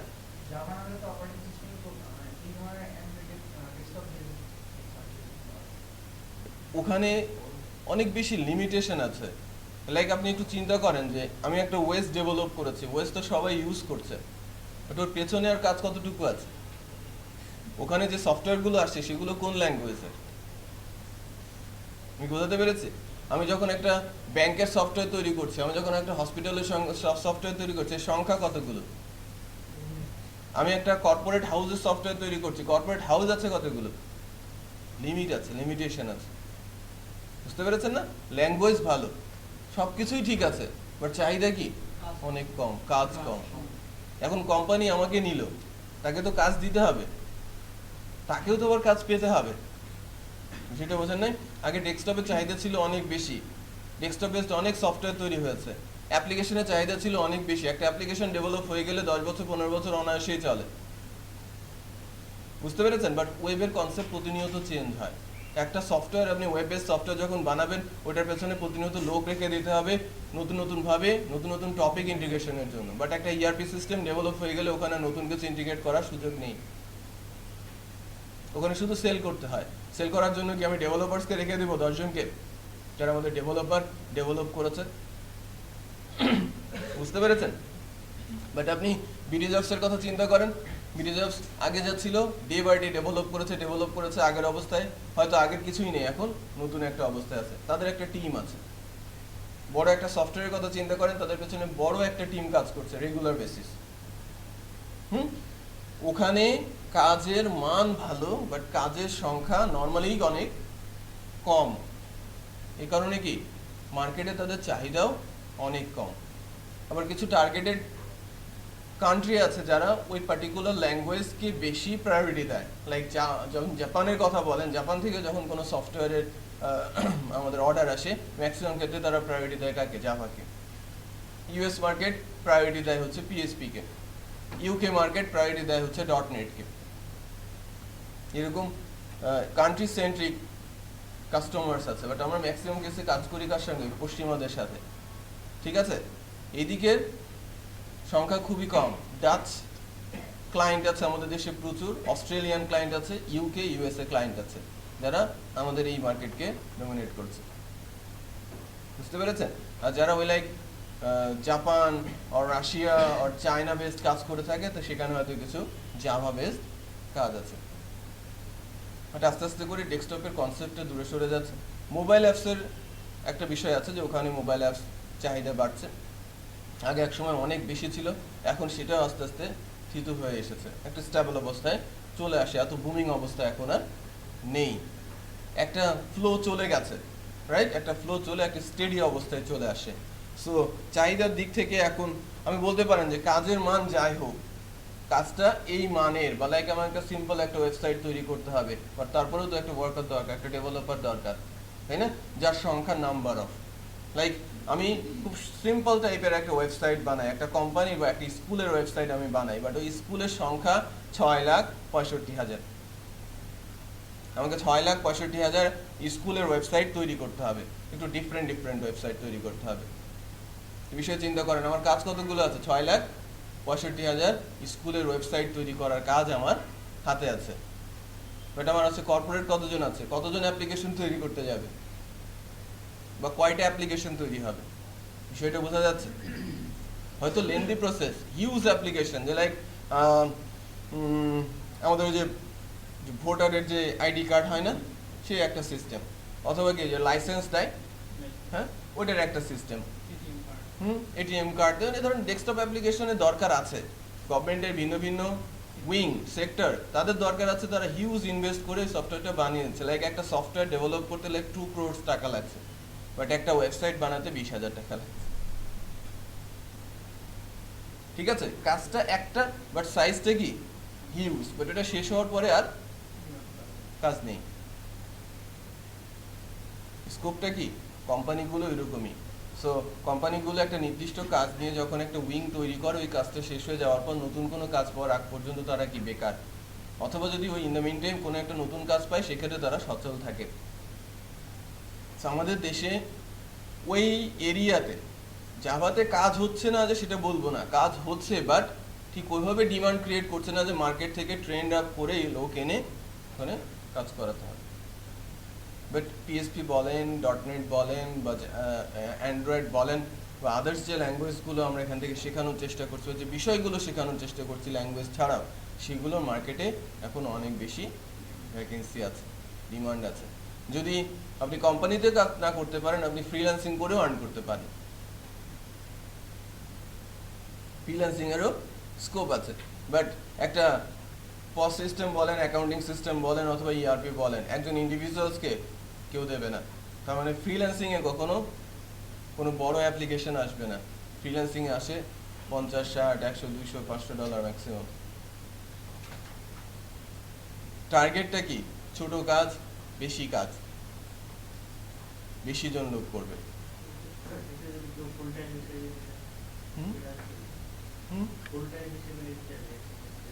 অ্যাকচুয়ালি ফুল টাইমের উপরে ওভারটাইম হয় যারা ফ্রিল্যান্সিং করে, তাদের লাইফ বলে কিছু থাকে না। সহজ কথা বলে নিচ্ছি, যদি আপনি ফ্রিল্যান্সার হন, দেখবেন আপনি 20 ঘন্টা কাজ করছেন, গাধা হয়ে গেছেন। কাঁচা টাকা আসে, বসে থাকলেই টাকা, মিটার উঠছে, তখন কি আপনি ঘুমাবেন? আপনি ঘুমাবেন না, ঘুম আর আসবেই না, ঘুমই আসবে না, কারণ আপনি যতক্ষণ বসে আছেন ততক্ষণ টাকা উঠছে। আপনার ঘুম আসবে না, আপনি 20 ঘন্টাই কাজ করবেন। সবাই তো বলে ফ্রিল্যান্সিং আর বলো সাথে টিম ক্রিয়েট করে ফ্রিল্যান্সিং মার্কেটিং টিম ক্রিয়েট করে হ্যাঁ, করতে পারেন, ইন্ডিভিজুয়ালি করতে পারেন, টিম ক্রিয়েট করে করতে পারেন। হ্যাঁ, বায়ারটা যদি ভালো থাকে, ক্লায়েন্ট যদি ভালো থাকে, হ্যাঁ। ভালো ভালো কাজ দেয়, রাইট। সেক্ষেত্রে তারা বাট প্রচুর কাজ যখন একজন ফ্রিল্যান্সার এস্টাবলিশড হয়, তখন একজন software engineer, senior software engineer, project manager, even একটা কোম্পানির সবচেয়ে বড় পোস্টে যে আছে তার চেয়েও বেশি আর্ন করতে পারে। বাট সামাজিকভাবে কিছুটা সে দোদুল্যমান অবস্থায় থাকে, আর মেয়ের বাবা মেয়ে দিতে চায় না। পরিচয় থাকে না। এটাই মেইন প্রবলেম। এই কারণ মানে এই অবস্থাটা আমি অনেক দেখেছি। যেমন একটা এক্সাম্পল বলি, আমার এক ফ্রেন্ড আছে, ও সফটওয়্যার কোম্পানিতে চাকরি করেছে 4-5 বছর। তারপরে বিয়ের চেষ্টা করা হয়েছে, না তারপরে না, সে 4-5 বছর পর জব ছেড়ে দিয়েছে, ফ্রিল্যান্সিং করেছে, ফ্রিল্যান্সিং করছে আর কি। এখন আবার সে জবে আছে, বিষয়টা আমি খুলে বলি আর কি। সে ফ্রিল্যান্সিং শুরু করার পর সে যে স্যালারিটা পেত, লাইক অ্যারাউন্ড $1000, সে স্যালারি পেত, লাইক 70-80 হাজার টাকা স্যালারি পেত। সে ওই জবটা ছেড়ে দিয়ে সে ফ্রিল্যান্সিং করেছে বা করছে। তো ফ্রিল্যান্সিংয়ে সে প্রতি মাসে $3-4 হাজার আর্ন করতে পারে। বাট সে যখন বিয়ের যে একটা কার্যক্রম শুরু করেছে, যে বিয়ে করবে বা ফ্যামিলি থেকে বিয়ে দেবে, মেয়ে খুঁজে আর পাওয়া যাচ্ছে না। সবার একই কথা, ছেলে বসে থাকে, কোনো কাজ করে না, বসে থাকে, কাজ করে না। অফিস চাকরি করতে এক সময় সে সেটাও ছেড়ে দিয়েছে বাউন্ডুলে। ছেলে ভালো না, হ্যাঁ। তারপরে কথাটা শোনেন আগে, সে আবার অন্য একটা কোম্পানিতে জবে ঢুকেছে 50 হাজার টাকা স্যালারিতে, লোয়ার স্যালারিতে জবে ঢুকে বিয়ে করেছে। তার 2-3 মাস পরে জব ছেড়ে দিয়েছে। এখন জব ছেড়ে দিয়ে আবার ফ্রিল্যান্সিং করছে। সেটাই, ডিসিপ্লিন না থাকলে আপনি নিজে যদি সেটা মেনটেন করতে পারেন, ডিসিপ্লিনটা, সেটা আপনি সহজেই ইনশিওর করতে পারেন। তো বিষয়টা বুঝতে পারছেন যে ফ্রিল্যান্সারদের অবস্থা। সো ফ্রিল্যান্সারও অনেক আর্ন করতে পারে, এটা ঠিক, বাট অবশ্যই যদি আপনি ওই লেভেলের ফ্রিল্যান্সার হতে চান, অবশ্যই 3-4 বছর সফটওয়্যার কোম্পানিতে থেকে আসতে হবে, কাজ শিখে দেন আপনাকে ফ্রিল্যান্সিংয়ে নামতে হবে। দুইটা একসাথে করাবেন পাশাপাশি করতে পারেন, বাট অনেক প্রেশার হয়ে যায়। বাট আপনি যখন জব করবেন, জব করে ফ্রিল্যান্সিংয়ে কনসেন্ট্রেট করাটা খুব কঠিন। জবে অনেক প্রেশার, বিশেষ করে সফটওয়্যার ফার্মের জবে হিউজ প্রেশার। জবটা কি 8 ঘন্টা নাকি বেশি? আমার কোম্পানিতে যারা জব করে তারা 12 ঘন্টার নিচে সময় দেয় না। হ্যাঁ, খুব কম স্বাধীনতা আছে, আবার নেইও। কোনো একটা সময় আপনি যদি মনে করেন যে আপনি টাইম পাস করবেন, এখন কাজ করবেন না, সেটা আপনি করতে পারছেন। বাট ওই যে সময়টা আপনি ইউজ করলেন, যে সময়টা আপনি কাজ করলেন, ওটা আপনাকে মিটিয়ে দিতে হবে অন্য কোনো সময়। আপনি যে ওয়ার্কলোডটা নিয়েছেন, আপনাকে সেটা কমপ্লিট করতে হবে। ওকে, সফটওয়্যার কোম্পানিতে ধরেন, আমার সফটওয়্যার কোম্পানিতে সকাল 9টা থেকে রাত 8টা পর্যন্ত হচ্ছে অফিস টাইম। নর্মালি কি 1 ঘন্টা 2 ঘন্টা বেশি, নর্মাল কি 9টা থেকে 5টা হয় না? 10টা হলে কয়টা? 6টায় ছুটি হওয়ার কথা। বাট রুলসই কি 10টা থেকে 8টা, আগেই বলে দেওয়া যে 2 ঘন্টা বেশি কাজ করতে হবে। রাজি, তারা কাজও করছে, বাট 8টার জায়গায় তারা অফিস থেকে বের হচ্ছে 10টায়, 10:30টায়, 11টায়, 10টায় এসে। আমি বুঝতে পারছি সফটওয়্যার ফার্মগুলোতে এই ধরনের ওয়ার্কলোড থাকে। ঠিক আছে, কলা বাগান।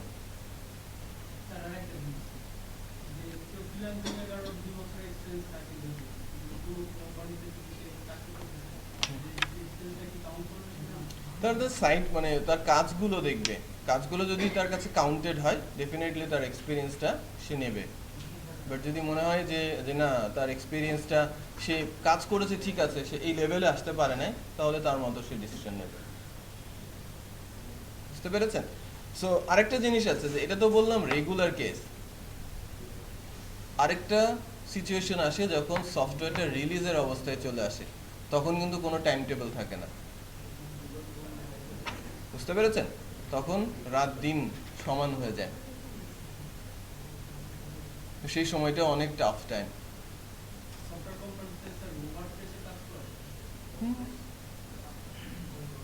একটা হয়তো উইংই আছে যারা সিএমএস বেসড কাজ করে, ওয়ার্ডপ্রেস, জুমলা, দ্রুপাল, মেসেন্টো, রাইট, এগুলো নিয়ে কাজ করছে। অনেক সফটওয়্যার কোম্পানি আছে যারা হয়তো শুধু সিএমএস নিয়েই কাজ করছে। বুঝতে পেরেছেন? যেগুলোর কথা বললাম এগুলো সবই পিএসপি বেসড সিএমএস, যার হেল্প নিয়ে কি কোডিং ছাড়াই সাইট ডেভেলপ করা যায়। হুম? হুম? কি কাজ করা হয়? আমাদের সফটওয়্যার ফার্মে আমাদের নিজস্ব প্রোডাক্ট ডেভেলপ হয়। নিজস্ব প্রোডাক্ট বলতে আমাদের যে সিস্টেমটা এখন ডেভেলপ হচ্ছে কারেন্টলি একটা এডুকেশন পোর্টাল, এডুকেশন সলিউশন বলতে পারেন। টোটাল সলিউশন ওখানে থাকবে। লাইক আপনি আপনার লাইফ টাইমে যা যা দরকার পড়াশোনা করার জন্য সব কিছু ওখানে থাকবে। তো শুরু হয়েছে লাস্ট 1 year ago, সো শেষ হতে আরও হয়তো 1-2 বছর লেগে যাবে।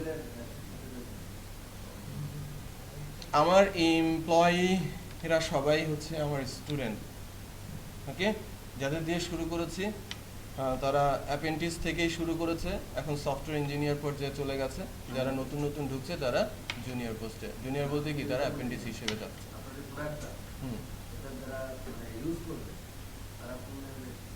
তারা হচ্ছে স্টুডেন্ট।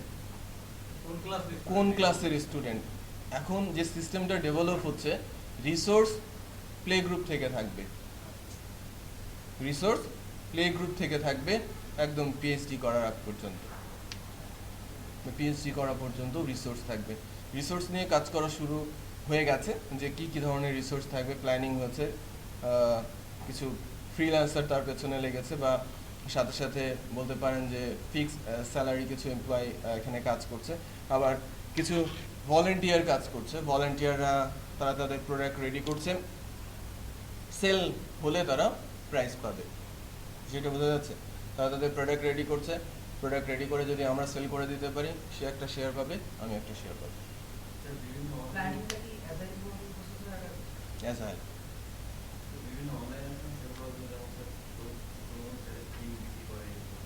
টিম ফরেস্ট আছে।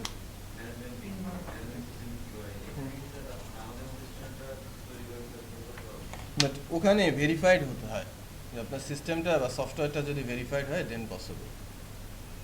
আপনি কেন করতে পারবেন না? আপনি যদি ভালো একটা সিস্টেম সফটওয়্যার বা সাইট সফটওয়্যার আপনি ডেভেলপই করেন, আপনি যদি তাদের রুলস অনুযায়ী সেখানে সাবমিট করার পর আপনি এটাকে পাস করাতে পারেন, অবশ্যই সেল করতে পারবেন। তৈরি করতে পারবেন।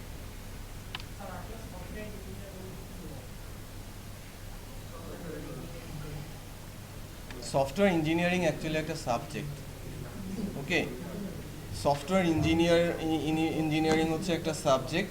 ইঞ্জিনিয়ার ওই পার্টিকুলার সাবজেক্টকে কমপ্লিট করার জন্য অনেক কোর্স আপনাকে নিয়ে পড়ে শেষ করতে হয়, রাইট? আপনি সফটওয়্যার ইঞ্জিনিয়ার বলবেন যখন আপনি গ্র্যাজুয়েশন করবেন, রাইট? যে কেউ কিন্তু সফটওয়্যার ইঞ্জিনিয়ার নিজেকে বলতে পারে যখন সে তার গ্র্যাজুয়েশনটা শেষ করছে সফটওয়্যার ইঞ্জিনিয়ারিংয়ে, রাইট? যখন কম্পিউটার সায়েন্স অ্যান্ড ইঞ্জিনিয়ারিং করছে তখন কিন্তু সফটওয়্যার ইঞ্জিনিয়ার বলতে পারবে না, তাই না? সে কম্পিউটার সায়েন্স অ্যান্ড ইঞ্জিনিয়ারিং পড়ার জন্য সফটওয়্যার ইঞ্জিনিয়ার যা পড়েছে তার চেয়ে বেশি পড়েছে। সফটওয়্যার ইঞ্জিনিয়ারদের বেশ কিছু সাবজেক্ট কম পড়ানো হয়, আর কম্পিউটার সায়েন্স অ্যান্ড ইঞ্জিনিয়ারিং যারা পড়ে তারা কিছু ম্যাথমেটিক্স, কিছু ফিজিক্স, কিছু ইলেকট্রনিক্যাল সাবজেক্ট, এবং ইভেন তারা হচ্ছে ইকোনমিক্স থেকে শুরু করে বেশ কিছু কমার্স রিলেটেড সাবজেক্টও পড়ে থাকে। আর সফটওয়্যার ইঞ্জিনিয়ারিংয়ে কিছু জিনিস স্কিপ করা হয়। আর software engineer, senior software engineer, এগুলো হচ্ছে সফটওয়্যার কোম্পানির পার্টিকুলার পোস্টের নামও। সো আপনি কি, আপনি গ্র্যাজুয়েশন করেছেন আপনি সফটওয়্যার ইঞ্জিনিয়ার, নাকি আপনি কোনো সফটওয়্যার কোম্পানিতে চাকরি করে সফটওয়্যার ইঞ্জিনিয়ার, এটা আপনাকে মেনশন করতে হয়। বুঝতে পেরেছেন? কোথায়? ড্যাফোডিলে আছে, ড্যাফোডিলে আছে শুনেছি, হ্যাঁ। সফটওয়্যার ইঞ্জিনিয়ারিং আছে।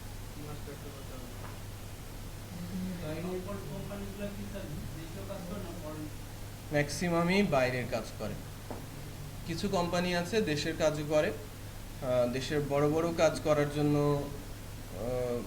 কিছু লেভেল অফ কোম্পানি আছে। সিএমএমআই বলে একটা বিষয় আছে, সিএমএমআই লেভেল 3, বেস্ট লেভেল হচ্ছে সিএমএমআই লেভেল 5। আমাদের সিএমএমআই লেভেল 5 কোম্পানি নেই আমাদের দেশে। সিএমএমআই লেভেল 4 সম্ভবত দু একটা কোম্পানি এখন পেয়েছে। ওখানে যে কোম্পানিগুলো আছে সিএমএমআই লেভেলের, এর মধ্যে টাইগার আইটির নাম শুনেছেন না? টাইগার আইটি, জ্যাকজারা, লিডস, এরা হচ্ছে CMI level company, CMI level 3 company, যাদের এমপ্লয়ি সংখ্যা মোর দেন 500। যারা কাজ করে সিএমআই লেভেল নেয়ার জন্য যে রুলস রেগুলেশনগুলো আছে সেই রেগুলেশন ধরে তাদেরকেই ওই সিএমআই সার্টিফিকেট দেওয়া হয়। আর এই যে বড় বড় কাজ আছে না, 2 কোটি, 5 কোটি, 10 কোটি যে প্রজেক্টগুলো হয়, বড় বড় প্রজেক্টগুলো, সেই প্রজেক্টগুলো তারাই বিট করতে পারে, অন্য কোনো কোম্পানি সেটা বিট করতে পারে না। আবার বাইরের দেশে ওই ধরনের গভর্নমেন্ট বেসড কোনো সফটওয়্যার যদি ডেভেলপ করতে হয় তাদেরকে ওই লেভেল ক্রস করতে হয় কোম্পানিগুলো। সো এ ধরনের বেশ কিছু কোম্পানি আমাদের দেশে আছে। সিএমআই লেভেল কোম্পানি আছে, সিএমআই লেভেল 3 কোম্পানি আছে মোস্ট প্রবাবলি 16টা। আর আমাদের দেশে সফটওয়্যার কোম্পানির সংখ্যা মোর দেন 800।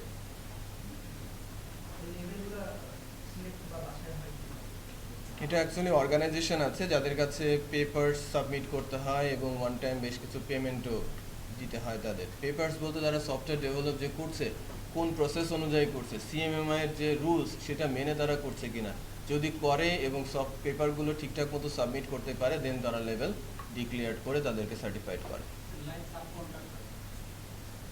না, বিষয়টা এরকম না।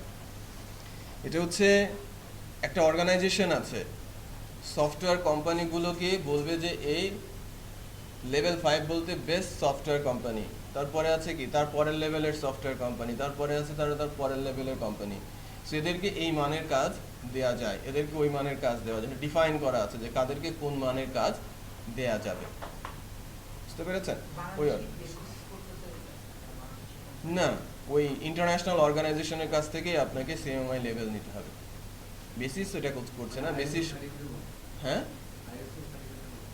আইএসও সার্টিফিকেট এটা বলতে পারেন, হ্যাঁ অনেকটা এরকম ওই আদলের আর কি। ওদের কিছু ক্রাইটেরিয়া আছে, লেভেল ক্রস করতে গেলে কিছু ক্রাইটেরিয়া আছে যেটা আপনাকে মিট করতে হবে, এটা মিট করতে পারলে আপনি লেভেল সার্টিফিকেশনটা পেয়ে যাবেন। আর এটা কেন বলছিলাম যে পার্টিকুলার টাইপের কাজ পাওয়ার জন্য ওই লেভেল থাকতে হয়। সো আগে আমাদের দেশেও বেশ কিছু কাজ আছে যে কাজগুলো ওই লেভেলের কাজ করার জন্য আমাদের কোম্পানিগুলো অ্যাকচুয়ালি রেডি না। সেক্ষেত্রে আগে তো ম্যাক্সিমাম কাজে চলে যেত দেশের বাইরে, বিশেষ করে ইন্ডিয়া থেকে কাজগুলো হয়ে আসতো। ইদানিং বেশ কিছু কাজ বলতে পারেন 50-60% কাজ সরকারি কাজ আমাদের দেশীয় কোম্পানিগুলো পাচ্ছে, এটা ভালো সাইন। ইভেন আমাদের দেশের কোম্পানিগুলো বাইরের দেশের গভর্নমেন্টের কিছু কাজ পাওয়া শুরু করেছে, লাইক টাইগার আইটি নেপালের কাজ করছে, শ্রীলঙ্কান কাজ করছে, এই জায়গাগুলোতে তারা খুব ভালো করছে। ঠিক আছে, সাবকন্টিনেন্টের বেশ কিছু কাজ তারা কিন্তু করছে এবং বড় বড় কোম্পানিগুলো বাইরের দেশের বড় বড় কাজগুলো তারা এখন হাতে পাচ্ছে। আমাদের দেশে ম্যাক্সিমাম সফটওয়্যার কোম্পানি যে কাজগুলো করে তারা বড় জোর 5,000, 10,000, 15,000, 20,000 ডলারের কাজ করে। ঠিক আছে, একটা কাজ এই বেলুর ইকুইভ্যালেন্ট তারা কাজ করছে, ছোট ছোট কাজ করছে, সংখ্যায় বেশি কাজ করছে, তারা টিকে থাকছে। এরকম কাজ খুব কমই পায় যার ভ্যালু লাইক লাক্স, $1,00,000 অথবা $2,00,000 এরকম, বা $1,000,000 এর কাজ।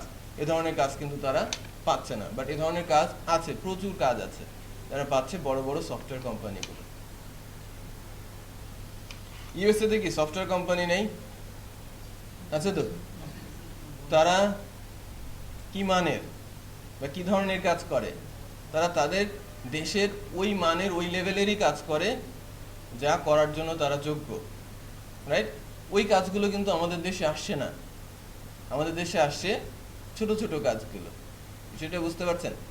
আমাদের দেশীয় মার্কেটের কাজগুলো যদি আমরা যখন করতে ক্যাপাবল হব তখন আমাদের দেশে প্রচুর কাজ জেনারেট হবে। সরকারি যদি কিছু উদ্যোগ নেয় তখন কিন্তু কাজের সংখ্যা অনেক বেড়ে যাবে। শুরু হয়েছে ইনশাল্লাহ, সেটা হয়তো সামনের দিকেই আগাবে আর কি।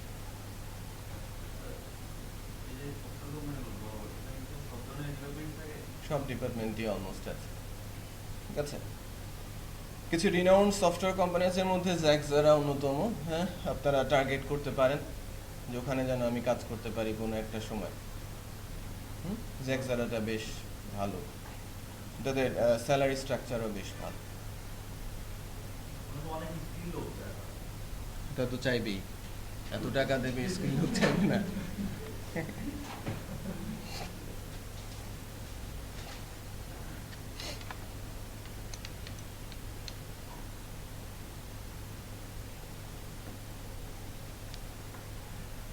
আমার 4-5 জন কলিগস আছে জ্যাক্সারাতে।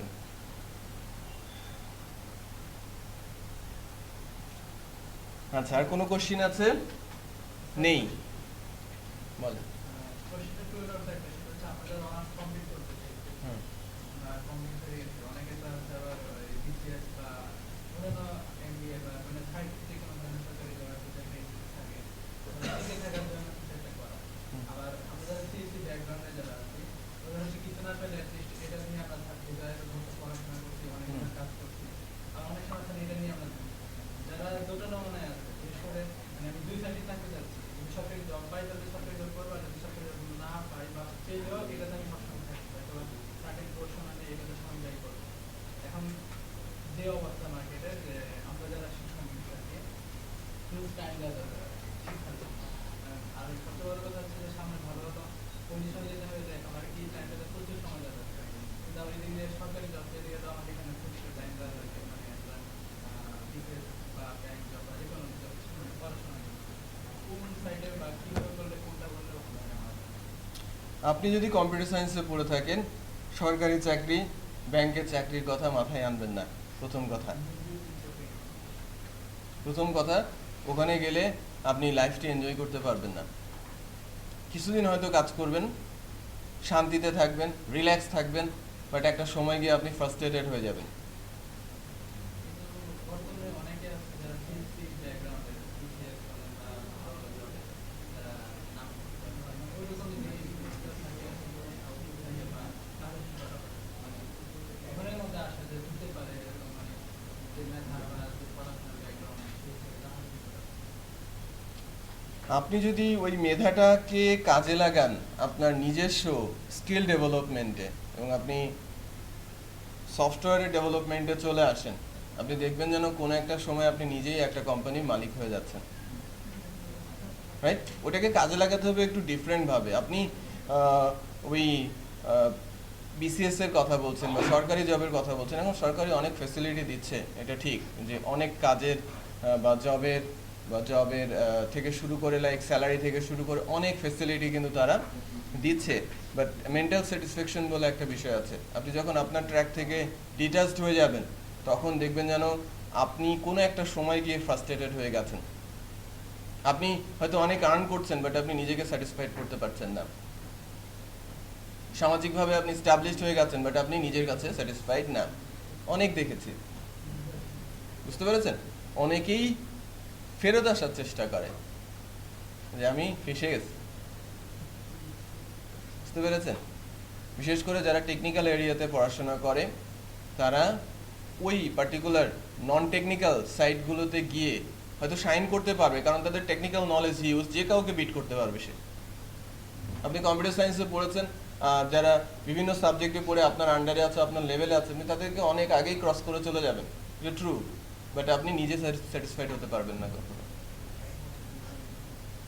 আমি এ ধরনের প্রবলেম ফেস করতে দেখেছি, বিশেষ করে যারা বিভিন্ন সরকারি প্রতিষ্ঠানে সিস্টেম ইঞ্জিনিয়ার বা সিস্টেম অ্যানালিস্ট না কি যেন বলে, সিস্টেম ইঞ্জিনিয়ার, এ ধরনের পোস্টগুলোতে তারা জব করেছে এবং পরে তারা নাকে খত দিয়ে এসে আবার প্রথম থেকে শুরু করেছে। এটা তো স্যার কোনো ইয়ে না, জাস্ট একটা কোর্সে কোনো আপনার পদ্ধতি থাকে না, কিছু না। সবচেয়ে বড় কথা হচ্ছে যে কোনো একটা মানে ইঞ্জিনিয়ারিং সাইটে যখন টেলিকমিউনিকেশন ধরি, এখানে যদি কোনো লাগ করে যায় তাহলে সেখানে ভালো থাকতে পারবে না। আবার একজন টেলিকমিউনিকেশন মানে ইঞ্জিনিয়ার যদি আপনার মেডিকেল সেক্টরে গিয়ে যায় তাহলে কিন্তু ভালো থাকতে পারবে না, কারণ তার সাইটটা আলাদা। বাট যে এরিয়াতে আপনি কাজ করবেন ওই সেক্টরে যদি আপনি কাজ করেন, আপনি কাজ করে স্যাটিসফাইড থাকবেন, এতটুকু বলতে পারি। ঠিক আছে, আপনি যে এরিয়াতে পড়াশোনা করেছেন ওই এরিয়াতে যদি আপনি আপনার স্কিলটা এনহ্যান্স করেন এবং ওই এরিয়াতেই আপনার ক্যারিয়ারটা বিল্ড আপ করেন, সেক্ষেত্রে আপনি ভালো করতে পারবেন এবং স্যাটিসফাইড থাকবেন। আরেকটা কথা বলি, সেটা হচ্ছে যে কেউ একজন ডিফারেন্ট কোনো সাবজেক্টে পড়েছে, লাইক ফিজিক্স, বাট ফিজিক্সটা সে পড়েছে বাট তার ইন্টারেস্ট সবচেয়ে বেশি কোথায়? এই এরিয়াতে, লাইক আইটিতে। সে ফিজিক্সে পড়েছে বাট আইটিতে তার ইন্টারেস্ট বেশি, সে এখানেই মজা পাচ্ছে বেশি, তাকে ওই এরিয়াতেই যাওয়া উচিত। তার মানে ইন্টারেস্টটা যেখানে বেশি, মানে পড়াশোনাটা যে সাবজেক্টই হোক না কেন, আপনি যদি ইন্টারেস্ট ওখানে পান, ওই বিষয়টাই আপনি, ওই বিষয়টাকে নিয়েই আপনি আপনার ক্যারিয়ার শুরু করেন।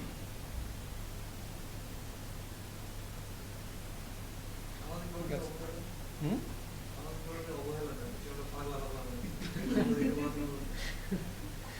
এদের সংখ্যা তো বেশি, আপনার দলে ভারী আছেন তো,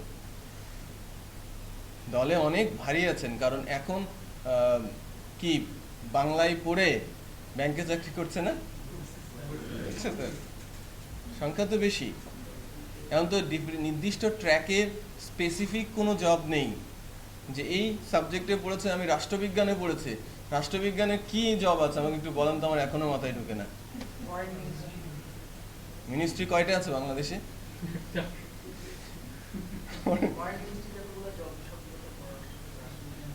রাষ্ট্রবিজ্ঞানে ফরেন মিনিস্ট্রি, সেটাই, কিন্তু তার কি জব আছে?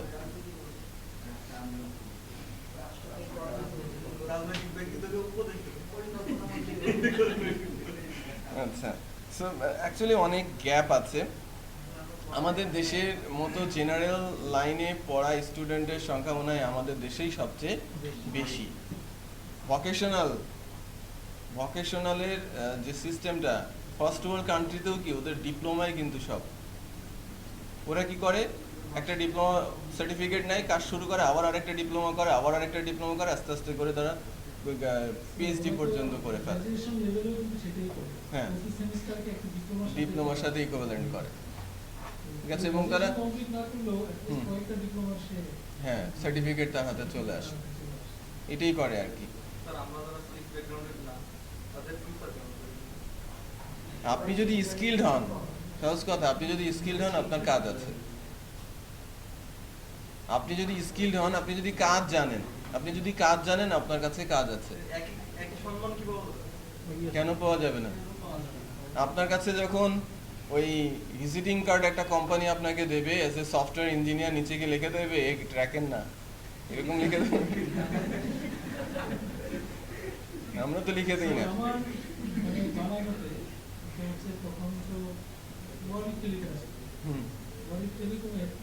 তখন যিনি মানে নেটওয়ার্কের নেটওয়ার্কিং ইনফ্রাস্ট্রাকচারের যে উনি নর্মালি ডিগ্রি পাস, এবং উনি প্রত্যেক থেকে বিভিন্ন কোর্স করে করে এটা 2008-এর দিকে, তখন উনি ওই লেভেলে একটা টেলিকম কোম্পানিতে এই যে মানে ইনফ্রাস্ট্রাকচারের হেড হিসেবে ঠিকই আছে।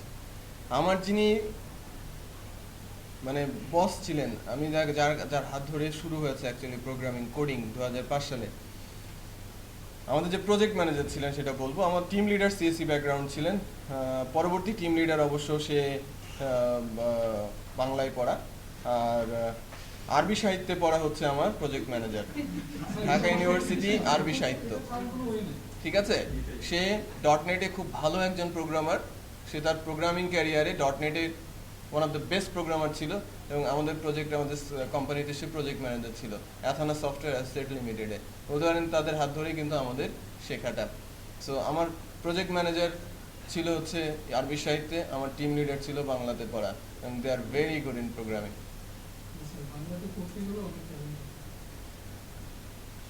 যে কোনো ল্যাঙ্গুয়েজে পড়ুক, বাট তার টেকনিক্যাল স্কিল ঠিক আছে, রাইট? ক্রিয়েটিভিটি এবং technical skill, dedication, commitment, that's all. সব যদি ডেডিকেটেড হন, কমিটেড থাকেন, আপনি যে কোনো বিষয়ে পারদর্শী হতে পারেন। তাদের আমরা দেখেছি কিভাবে তারা তাদের সময়কে ব্যয় করত। তাদের কাছে গিয়ে বসলে দেখা যেত ব্রাউজারে ট্যাবগুলো সব এতটুকু হয়ে আছে, ছোট ছোট ছোট ছোট। তার মানে ব্রাউজারে মিনিমাম 50 থেকে 60টা ট্যাব খোলা আছে। এত ট্যাব কেন? তারা যখন যা পেয়েছে ওই নতুন ট্যাব খুলে রেখেছে, সময় পেলে পড়বে। পড়েছে বলেই তারা ওই পর্যন্ত এসেছে। সেটা বুঝতে পেরেছেন? শুধু ওই শিখলেই হবে না, সাথে সাথে যারা কম্পিউটার সায়েন্সে পড়ে তাদের সঙ্গে তো তাল মেলাতে হবে ওই পোস্টগুলো নেওয়ার জন্য। তো তাদেরকে জানতে হবে, না জেনে তো পোস্ট নিতে পারবে না। তাদের জানতে হবে, তাদেরকে পড়ে আসতে হবে, এটা কিন্তু আমি বলছি না। সার্টিফিকেট থাকতে হবে, এটা কিন্তু বলছি না, বাট জানতে তো হবে বিষয়গুলো। এই জন্য তারা যা পায় ট্যাব ওপেন করে রাখে, সময় পেলে ওইটা পড়ে। যেমন স্যার কম্পিউটার সায়েন্সে একটা অ্যালগরিদম বলতে কয়টা স্টুডেন্ট হয় অ্যালগরিদম সম্পর্কে ধারণা আছে, অ্যালগরিদমের নামটাই মনে আছে, বাকি কিচ্ছু মনে নেই, যা পড়া হয়েছে, তাই না? কম্পিউটার সায়েন্সে একটা জিনিস কাজ করে যে আমি 2 ঘন্টা পিছনে ভোট করে ম্যাক্সিমাম ক্ষেত্রে যেটা হয় তারা টার্মগুলো জানে, ঠিক আছে? যে টার্মগুলো দিয়ে মূলত কাজ হয় সে টার্মগুলো অ্যাটলিস্ট ইউনিভার্সিটি থেকে তারা শিখে আসে, এছাড়া আর তারা কিছুই শিখে আসে না। স্যার, আমাদের একটু ক্যারিয়ার নিয়ে একটু আলোচনা করুন যে স্যার আমরা কিভাবে আগাবো, কিভাবে শিখবো আর কি, মানে ক্যারিয়ারটা বিল্ড আপ করার জন্য পিএইচডি করে আমার সাজেশন থাকবে ঠিক এভাবে, আপনি যখন শুরু করেছেন খুব ভালো অবস্থায় আছেন আপাতত। যদি গ্র্যাজুয়েশন কমপ্লিট হয়ে থাকেন তাহলে কিছুটা রিস্কের মধ্যে আছেন, আর যদি কমপ্লিট না হয়ে থাকে তাহলে খুব ভালো অবস্থায় আছেন আমি বলবো। কারণ আপনি যখন শুরু করেছেন, শুরুর পর থেকে আরও 3 থেকে, মানে আমরা যখন এই কোর্সটা শেষ করব 3 থেকে 6 মাস লাগবে আপনার আরেকটা অবস্থায় বা একটি স্টেজে যেতে। ওকে, এবং বলতে পারেন যে আমি 6 মাস কেন বলছি, 6 মাসের মধ্যে আপনি নিজেকে আরেকটু এনহ্যান্স করে জব ফিল্ডে জন্য ফিট হতে পারেন, অথবা আপনি জব পেয়েও যেতে পারেন। এরকমও হতে পারে আপনি কোর্স করতে করতেও জব পাচ্ছেন, এটা লাক। সবার জন্য এটা হবে না। সবার জন্য গাইডলাইন হচ্ছে এরকম যে এই কোর্সটা শেষ করার সাথে সাথেই কি জব অ্যাপ্লিকেশন করাটা, অ্যাপ্লাই করাটা এবং সার্চ করাটা। অ্যাপ্লাই এবং সার্চ করার মধ্যে কিন্তু পার্থক্য আছে। আপনি অ্যাপ্লাই করছেন, মাউস টিপছেন, স্যালারি, এক্সপেক্টেড স্যালারি দিচ্ছেন, অ্যাপ্লিকেশন ফর্ম ফিল আপ করছেন, ছেড়ে দিচ্ছেন। আমি অনেকগুলো জব আজকে পোস্ট দিয়েছি, সো আমি 1 সপ্তাহ ঘুমিয়ে নিই। এভাবে জব পাওয়া যাবে না। এটা মেন্টাল স্যাটিসফ্যাকশনের জন্য আপনি অ্যাপ্লাই করছেন, 2-1টা ইন্টারভিউ কল ওখান থেকে আসতে পারে, বাট আপনাকে জব অন করতে হলে আপনাকে ফিজিক্যালি যেতে হবে। এখানে সবচেয়ে বেশি জব হয় রিলেশনের মাধ্যমে। সফটওয়্যার ফার্মগুলোতে সবচেয়ে বেশি জব হয় রিলেশন দিয়ে। আমি কখনোই আমার এমপ্লয়ি ওই জব মার্কেটে অ্যাপ কি করে অ্যাড দিয়ে নেই নাই, কারণ আমার প্রয়োজন পড়ে নাই।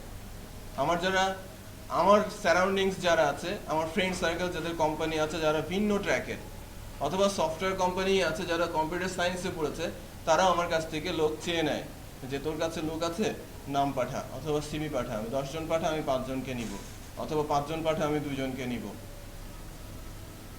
বুঝতে পেরেছেন? ডিরেক্ট রিলেশনের মাধ্যমে হয়। তার মানে আপনাকে যাদের হাতে ওই ধরনের সুযোগ আছে তাদের সঙ্গে রিলেশন তৈরি করতে হবে। কারা আছে এটা খুঁজে বের করতে হবে নিজেদের। হতে পারে আপনাদের বিগ ব্রাদার্স, যারা ইউনিভার্সিটি থেকে আগে থেকে পাস করে বের হয়েছে, দূরের কোনো রিলেশন জোড়া দিতে দিতে এক জায়গায় হয়েছে, গিয়ে মামা বলে পড়ে গেলেন, ঠিক আছে? এই তো, এভাবে আপনাকে কিন্তু রিলেশন তৈরি করে নিতে হবে, এবং রিকোয়েস্টও সেখানে থাকতে হবে। সফট থেকে রিকোয়েস্ট করে রিলেশন তৈরি করতে হবে, এবং দেন সার্চ। এটাকে বলা হচ্ছে অ্যাকচুয়ালি জব সার্চ করা। কোম্পানি যাবেন। আমাদের সময় আমরা যেটা করেছি, আমি কোম্পানি টু কোম্পানি গিয়ে, সাইকেল ছিল আমার, বাইসাইকেল চালাতাম, ওকে, সিভি নিয়ে কোম্পানি গিয়ে সিভি ফ্রন্ট ডেস্কে দিয়ে আসতাম, আমার ইন্টার্নশিপ দরকার। এরকম আমি একা না, আমার ফ্রেন্ড সার্কেল একসাথে বের হতাম লাস্ট ইয়ারে এসে। তখন কিন্তু এরকম শেখার কোনো স্কোপ ছিল না, ট্রেনিং সেন্টার তেমন ছিল না, বা থাকলেও আমরা নাম জানতাম না, মার্কেটিং ছিল না, ফ্রিল্যান্সিং ছিল না, কিছু ছিল না। 2007-8 সেশন, ওই সময় কোম্পানিগুলো ধামধাম করে সব পড়ে যাচ্ছে, বন্ধ হয়ে যাচ্ছে সফটওয়্যার কোম্পানিগুলো, রাইট? ওই সময় আমরা সিভি নিয়ে ঘুরেছি বিভিন্ন সফটওয়্যার ফার্মে, যে আমাদের ইন্টার্ন নেয়, ঠিক আছে? ওই সময় যারা একটু বের হয়ে আসছে, যারা সিনিয়র বড় ভাইদের ডেকে গ্রুপ করে পয়সা, পকেটের টাকা বা ওই পকেট মানি থেকে টাকা নিয়ে বড় ভাইকে দিয়ে কিছু একটা শিখেছে। বড় ভাই কোনো একটা কোম্পানিতে চাকরি করেন, তাকে আমি রাত্রে ডিস্টার্ব করি, আমাদের মেসে নিয়ে আসি, আজকে সারা রাতটা থাক, শিখি। এভাবে কিন্তু আমরা শিখেছি। ট্রেনিং করার কোনো স্কোপ তখন কিন্তু ছিল না। বুঝতে পেরেছে?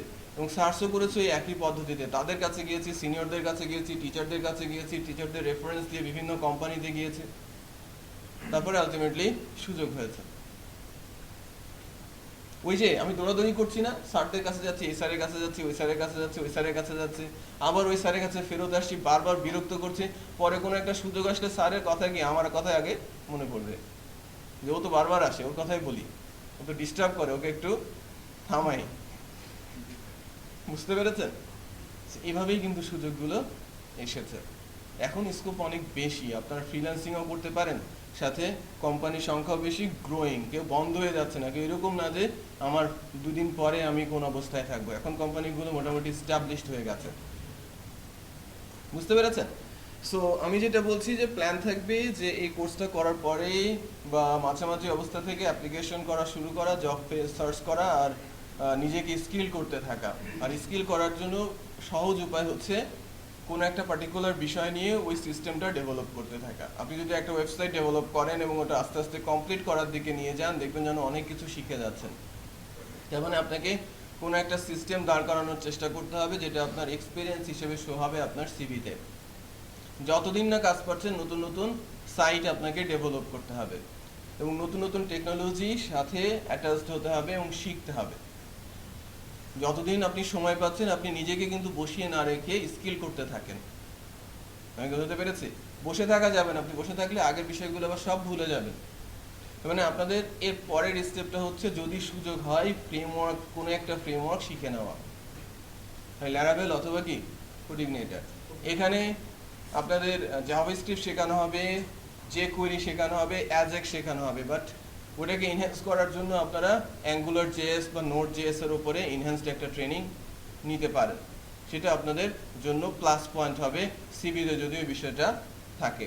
আর যদি কোনোভাবে কোনো একটা ইন্টারভিউয়ের সুযোগ পেয়ে যান, আর আপনি যদি নিজেকে যদি ওখানে গিয়ে প্রমোট করতে পারেন, জবটা আপনি ওন করতে পারেন। লাইক আমি পিএসপি জানি, আর আমি পিএসপি আর ফ্রেমওয়ার্ক জানি, ডেফিনেটলি সুযোগটা কার আসবে? যে পিএসপি এবং ফ্রেমওয়ার্ক জানে। পার্থক্যটা ওখানেই হয়ে যাবে। বুঝতে পেরেছেন?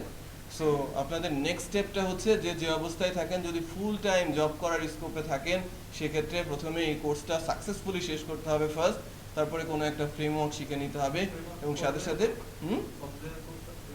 এটাও 2-3 মাস ম্যাক্সিমাম। ঠিক আছে, 2 মাসেই আপনি 2-3 মাসে ভালো একটা ফ্রেমওয়ার্ক শিখে যেতে পারেন।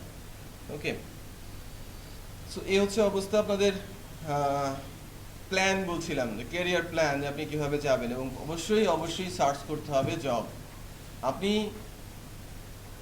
টিকে থাকার জন্য যেটা করতে পারেন, যে এখন থেকেই প্রোফাইলটা রেডি করেন। বিশেষ করে আপওয়ার্ক বলেন, ফ্রিল্যান্সিং এর সাইটগুলো আছে, কোনো একটাকে টার্গেট করেন, ওই পার্টিকুলার এরিয়াতে আপনি আপনার প্রোফাইলটা রেডি করতে থাকেন, স্কিল টেস্ট দেন এবং ভালো করার চেষ্টা করেন। এবং ফ্রিল্যান্সিং এর থেকে আপনি যেন জব পাওয়ার আগ পর্যন্ত টিকে থাকতে পারেন ঢাকাতে, অথবা টিকে থাকতে পারেন নিজের বলে, রাইট, ঢাকাতে। সেক্ষেত্রে আপনি ওই ওই এরিয়াতেও কিছুটা কাজ করা শুরু করেন। ঠিক আছে? যে হতে পারে এরকম যে আপনি আপনার গ্রাজুয়েশন শেষ হয়েছে, 2 মাস 6 মাস চলে গেছে, বাসা থেকে প্রেশার আসছে যে আর কতবার টাকা পাঠাবো, তাই না? আর কত, রাইট? তো তখন আপনাকে কিন্তু নিজের কথা নিজেকেই চিন্তা করতে হবে, তাই না? সো এর জন্য ফ্রিল্যান্সিংটা পাশাপাশি আপনি শুরু করতে পারেন, বাট মূল টার্গেট থাকবে কি? জব। বসদের তোষামত করতে হবে। আমাদের বস আছে, হুম, তাদেরকে তোষামত করতে হবে না, আপনি এই এরিয়ায় গিয়ে তোষামত করতে গেলে বরঞ্চ বিপদেই পড়বেন। বিশেষ করে যারা এই এরিয়াতে, টেকনিক্যাল এরিয়াতে কাজ করে, তারা অনেক বেশি চাঁচা ছেলা হয়, আর কাজ ছাড়া অকাজের কথা বললে তারা বেশি চটে যাবে। এরা তোষামতি সহ্য করে না, তারা আপনাকে দিয়ে কাজ করিয়ে নেবে। ঠিক আছে? সো আপনাকে কাজ করতে হবে, আগে এই মেন্টালিটি সেট করতে হবে। স্যার, আপনার কথা বলতেন 2007-08 সেশনে সফটওয়্যার দশ দিন। এটা ছিল হচ্ছে, রিজনটা একটু বলি, রিজনটা ছিল 2002 পর থেকে 6 পর্যন্ত অ্যাপটেক আর নিট বেশ বাজে একটা এক্সপেরিয়েন্স দিয়ে গেছে আমাদের সোসাইটিতে। অ্যাপটেক ট্রেনিং সেন্টার এবং নিট ট্রেনিং সেন্টার, তারা সফটওয়্যার ইঞ্জিনিয়ারিংকে খুব খেলনা বানিয়ে গিয়েছিল। বিশেষ করে ইন্ডিয়ান এই দুইটা কোম্পানি যা করেছিল, যে তারা হয়তো ট্রেনিং করাবে, বলবে এরকম কাজ পাওয়া যাবে, ঠিক আছে, ট্রেনিং করাবে এবং তারা কাজ দেবে বা কাজ পাওয়া যাবে, এবং কাজ পাওয়া যাবে কি, লাইক নীলক্ষেতে টাইপ করছে, টাইপিং শেখানো, রাইট, গ্রাফিক্স ডিজাইন শেখানো, বড় জোর, রাইট, এই লেভেলের কাজ তারা শিখিয়ে, মানে এই কাজের ওপর থেকে মানুষের বা সোসাইটির যে একটা আগ্রহটা, সেটাই তারা উঠিয়ে নিয়েছিল আর কি। যখন তারা ফেল করেছে এবং পড়াশোনা করে ওই জায়গায় কাজ করতে গিয়ে তারা ফিট করতে পারে নাই, তখন আস্তে আস্তে করে ওই সফটওয়্যার ইঞ্জিনিয়ারিংয়ে যে কাজের যে ক্ষেত্রটা, সেটাকে তারা নষ্ট করে ফেলেছিল। এবং ওই যে ওই সময়টা যে স্কিল পিপলের দরকার ছিল, কোম্পানিগুলো বসে যাওয়ার মূল কারণ ছিল স্কিল পিপল ছিল না মার্কেটে। স্কিল পিপল তখন তৈরি হয় নাই, যা তৈরি হয়েছে সেগুলো হচ্ছে টাইপ মেশিন। যা তৈরি হয়েছে ওই সময় তারা হচ্ছে অ্যাকচুয়ালি টাইপ মেশিন অথবা গ্রাফিক্স ডিজাইন বা ওই যে লোগো, ব্যানার, এগুলো, ইমেজ, ফটো যেগুলো তৈরি করে, এগুলো, এছাড়া আর কিছু না। সো ওই সময়টাতে একটা ম্যাচ সিচুয়েশন ছিল, যা অ্যাকচুয়ালি ওভারকাম করেছে পরবর্তী সময়ে। এবং ওই সময়টাতে যেটা ছিল যে কম্পিউটার সায়েন্সে পড়ে 5-7 হাজার টাকা জব করা, এরকম একটা রিওয়ার্ড ছড়িয়ে পড়েছিল। ওই সময় কিন্তু কম্পিউটার সায়েন্সেরও ধস নেমেছিল। এখন আস্তে আস্তে আবার ব্যাক করেছে। আবার জানতে পারেন যেভাবে মানে ফ্রিল্যান্সিং এর উপর জোর দেওয়া হয়, সবাই চিন্তা করতে যে কম্পিউটারে কাজ করলেই টাকা পাবো, বাট নিজস্ব থিওরিটাও চিন্তা ভাবনা যেটা দরকার। মানে কম্পিউটার সায়েন্স টিকার আগে হচ্ছে ক্রিয়েটিভ চিন্তা করে। কেন গ্রো করছে না? যারা অ্যাকচুয়ালি কম্পিউটার সায়েন্সে আসছে, তারা বিষয়টাকে বুঝতে পারছে। অনেকে ওই রকম চিন্তা করছে কারণ তারা সে বিষয় সম্পর্কে ক্লিয়ার কনসেপ্ট তাদের মধ্যে নেই। কাজের পরিধি অনেক বেড়ে গেছে। আমাদের গভর্নমেন্টের যে ওয়ার্ক করে এখন পর্যন্ত সিএসসি রিলেটেড কিছুই হয় সামনে কিন্তু হয়ে যাবে পরে BCS এর জন্য সিএসসি CSC একটা কথা এখন কিন্তু বিসিএসসি কিন্তু কম্পিউটারে কোনো শিক্ষক দিচ্ছে না, অথচ দরকার ওদের ওদের ভবিষ্যতে কোনো এরকম আরো অনেক কিছুতে কিন্তু দিচ্ছে। এখন কিন্তু প্রত্যেকটা ব্যাংক তাদের phone number senior junior program যেটা আগে ছিল। সেটা ঠিক যে আগের অবস্থাটার সঙ্গে এখনকার অবস্থার ব্যাপক পার্থক্য আছে। যে এই ট্র্যাকে যারা পড়ছে বা পড়াশোনা করছে, তাদের কাজ করার স্কোপ অনেক বেড়ে গেছে, রাইট, এবং এই জায়গাটা ফুলফিল করতে হচ্ছে ভিন্ন ট্র্যাকের লোকজন এনেই।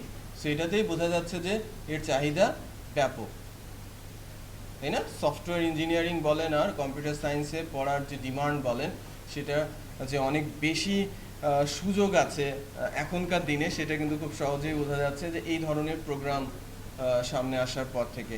সো আপনি ফ্রিল্যান্সিং করেন, ফ্রিল্যান্সিংয়ের যে বিষয়টা আসছে, যে ফ্রিল্যান্সিংকে অনেকে অনেকভাবে দেখছে। উনি বলছিলেন যে ফ্রিল্যান্সিং কম্পিউটার শিখলেই ফ্রিল্যান্সিং করা যাবে। কম্পিউটারে, হ্যাঁ, এটা ফ্রিল্যান্সিং করা যাবে। আপনি যদি টাইপ করতে শিখেন, আপনি টাইপ করেও ফ্রিল্যান্সিং করতে পারেন। আপনি ডাটা এন্ট্রি করছেন, স্যার এটাও কিন্তু আসলে মানে ইমেজটা নষ্ট করে দেয়। ইমেজটাকে যে নষ্ট করছে সেটা কিন্তু বলবো না। ফ্রিল্যান্সিংয়ের যে অ্যাডগুলো স্যার, মানে যেভাবে সবাইকে ফ্রিল্যান্সিংয়ের প্রতি মানে আগ্রহী করতেছে, $500 কাজ খুবই বাজে কথা। এর আগে যে কাজ করতে পারতো না, সে মাসে 5,000 টাকা হলে ছেড়ে দেয়।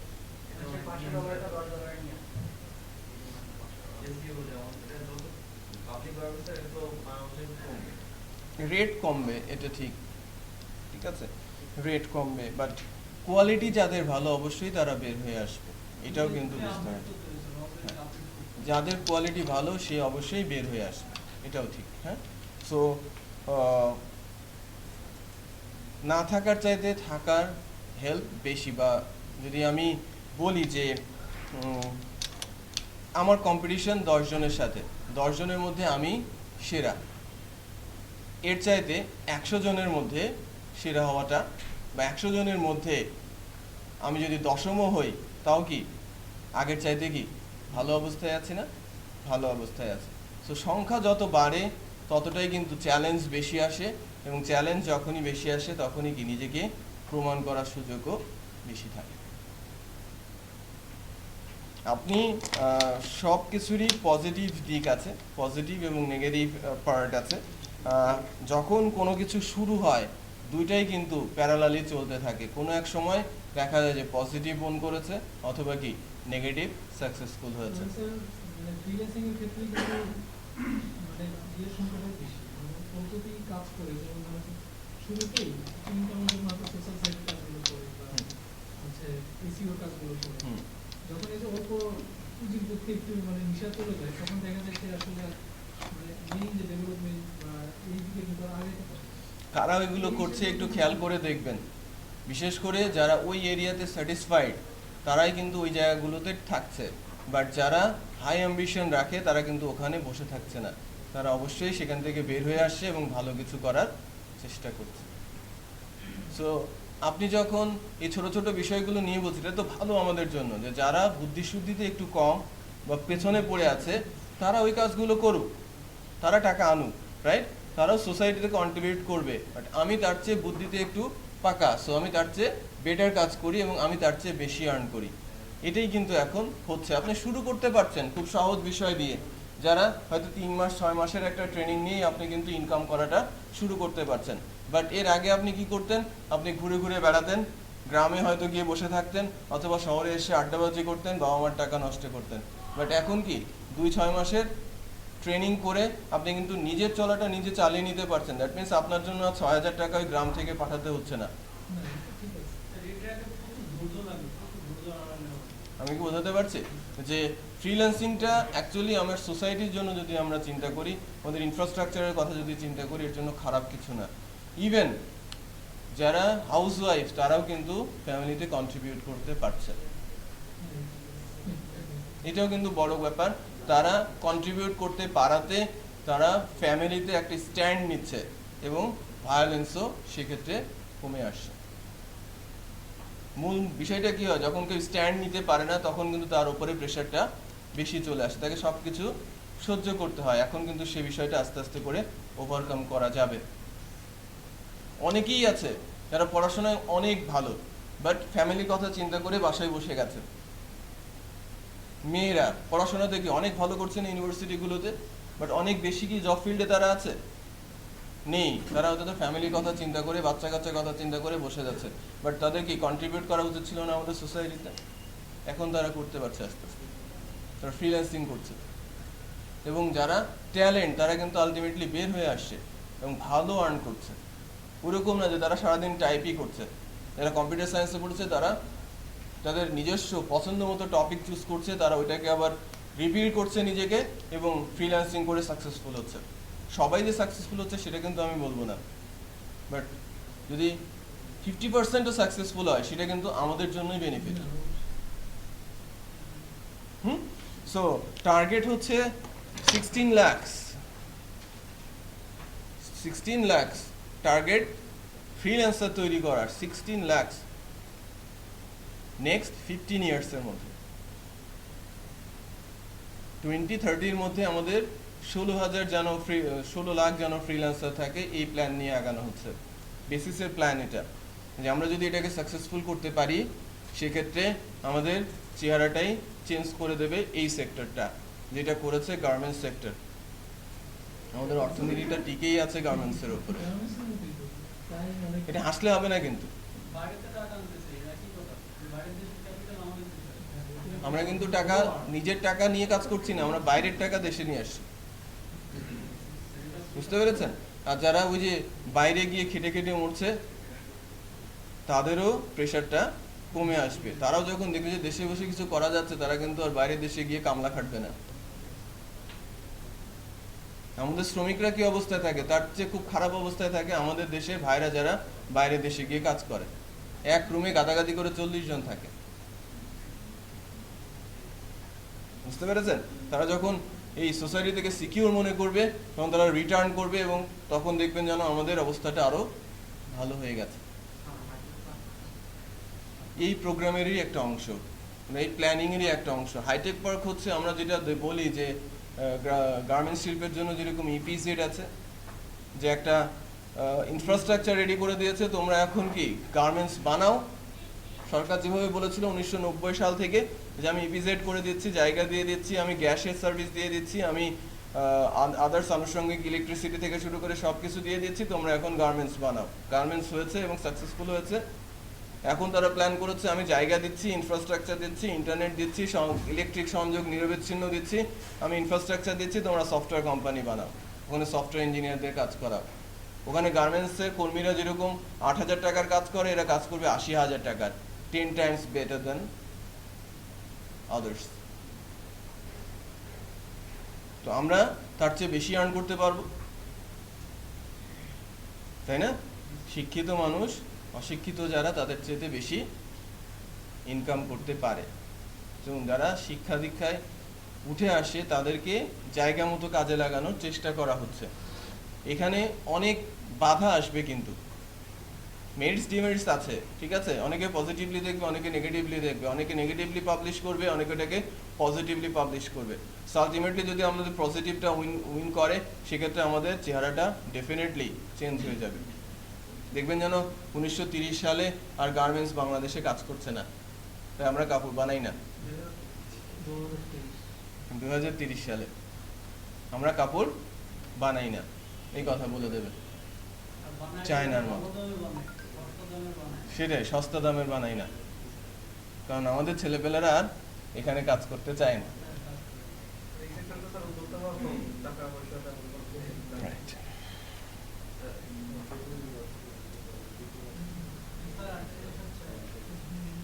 আমরা বর্তমানে যে কোর্সটা করছি, মহিলা অনেক কিছুই পারি না, এটা হচ্ছে আমার একমাত্র বর্তমানে এই লেভেলে এন্ট্রি দেওয়ার জায়গা। সেই ক্ষেত্রে আমাদের যে সেক্টরে অনেক দিকে ডিজাইন লার্নিং, তারপর যে সাইড আছে, জানতে একটা পিএইচডি ডেভেলপার হিসেবে এখন আমার এই যে কাজ, এটা পাশাপাশি কোন সেক্টরের সময়টা দিতে ভালো, যেমন পিএইচডি কোন সেক্টর আর কিছু শিখতে পারবো সার্টিফিকেট। আপনি যখন পিএসপি নিয়ে কোর্সটা করতে যাচ্ছেন, আমার মনে হয় অন্য কোনো দিকে না তাকিয়ে পিএসপিতে কনসেন্ট্রেট করা উচিত। একদম পিওর পিএসপি। আপনি যদি এক্সট্রা টাইম পান, আপনি পিএসপির উপরেই পড়াশোনা করেন। আপনাদের আজকে একটা বইয়ের কথা বলেছি না, পিএসপি ম্যানুয়াল, ওইটা পড়তে থাকেন। আপনি 6 মাস পড়েও হয়তো শেষ করতে পারবেন না, তার মানে কি আপনার 6 মাসের পড়াশোনার জন্য কাজ রেডি আছে আপনার কাছে। আপনি পিএসপি ম্যানুয়াল পড়েন। আপনি টার্গেট করেন জেন্ট সার্টিফিকেশন, যেটা পিএসপির জন্য বেস্ট সার্টিফিকেশন। ওই সার্টিফিকেশনটা থাকলে অনেক বড় বড় কোম্পানি আছে, খুব সহজেই তারা নিয়ে নেয়, লাইক টাইগার আইটি, জ্যাকজারা, আর কি লিডস, রিলায়েন্স, এই যে কোম্পানিগুলো আছে।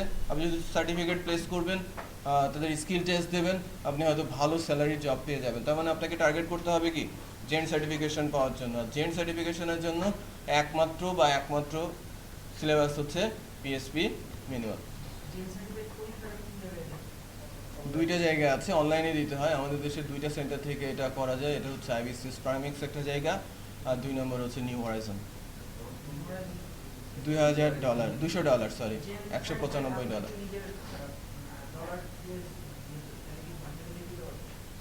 এটা আমার জানা নেই, অথরাইজ হতে হবে আই থিঙ্ক, সেন্টার অথরাইজ হতে হবে। 2টা সেন্টার অথরাইজ আমাদের দেশে, নিউ হরাইজন। যদি আপনার এক্সট্রা টাইম থাকে, আমি বলবো যে আপনি জেন সার্টিফিকেশনের জন্য প্রিপারেশন নেন। PSP.net থেকে ডাউনলোড করতে পারবেন PSP manual.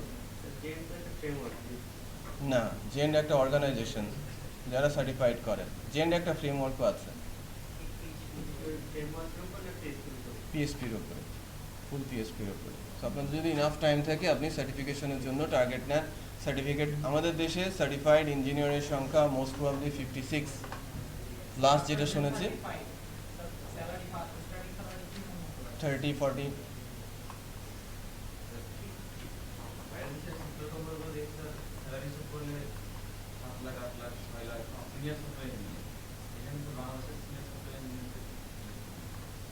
Senior software engineer আমি যদি বলি জেকজারার স্টাইল, জেকজারাতে ওরা ডলারে স্যালারি দেয়, আর সফটওয়্যার ইঞ্জিনিয়াররা $1,500 পায়, সিনিয়র সফটওয়্যার ইঞ্জিনিয়াররা 2, 2.5 বা 3 পায়। ঠিক আছে, পার মান্থ।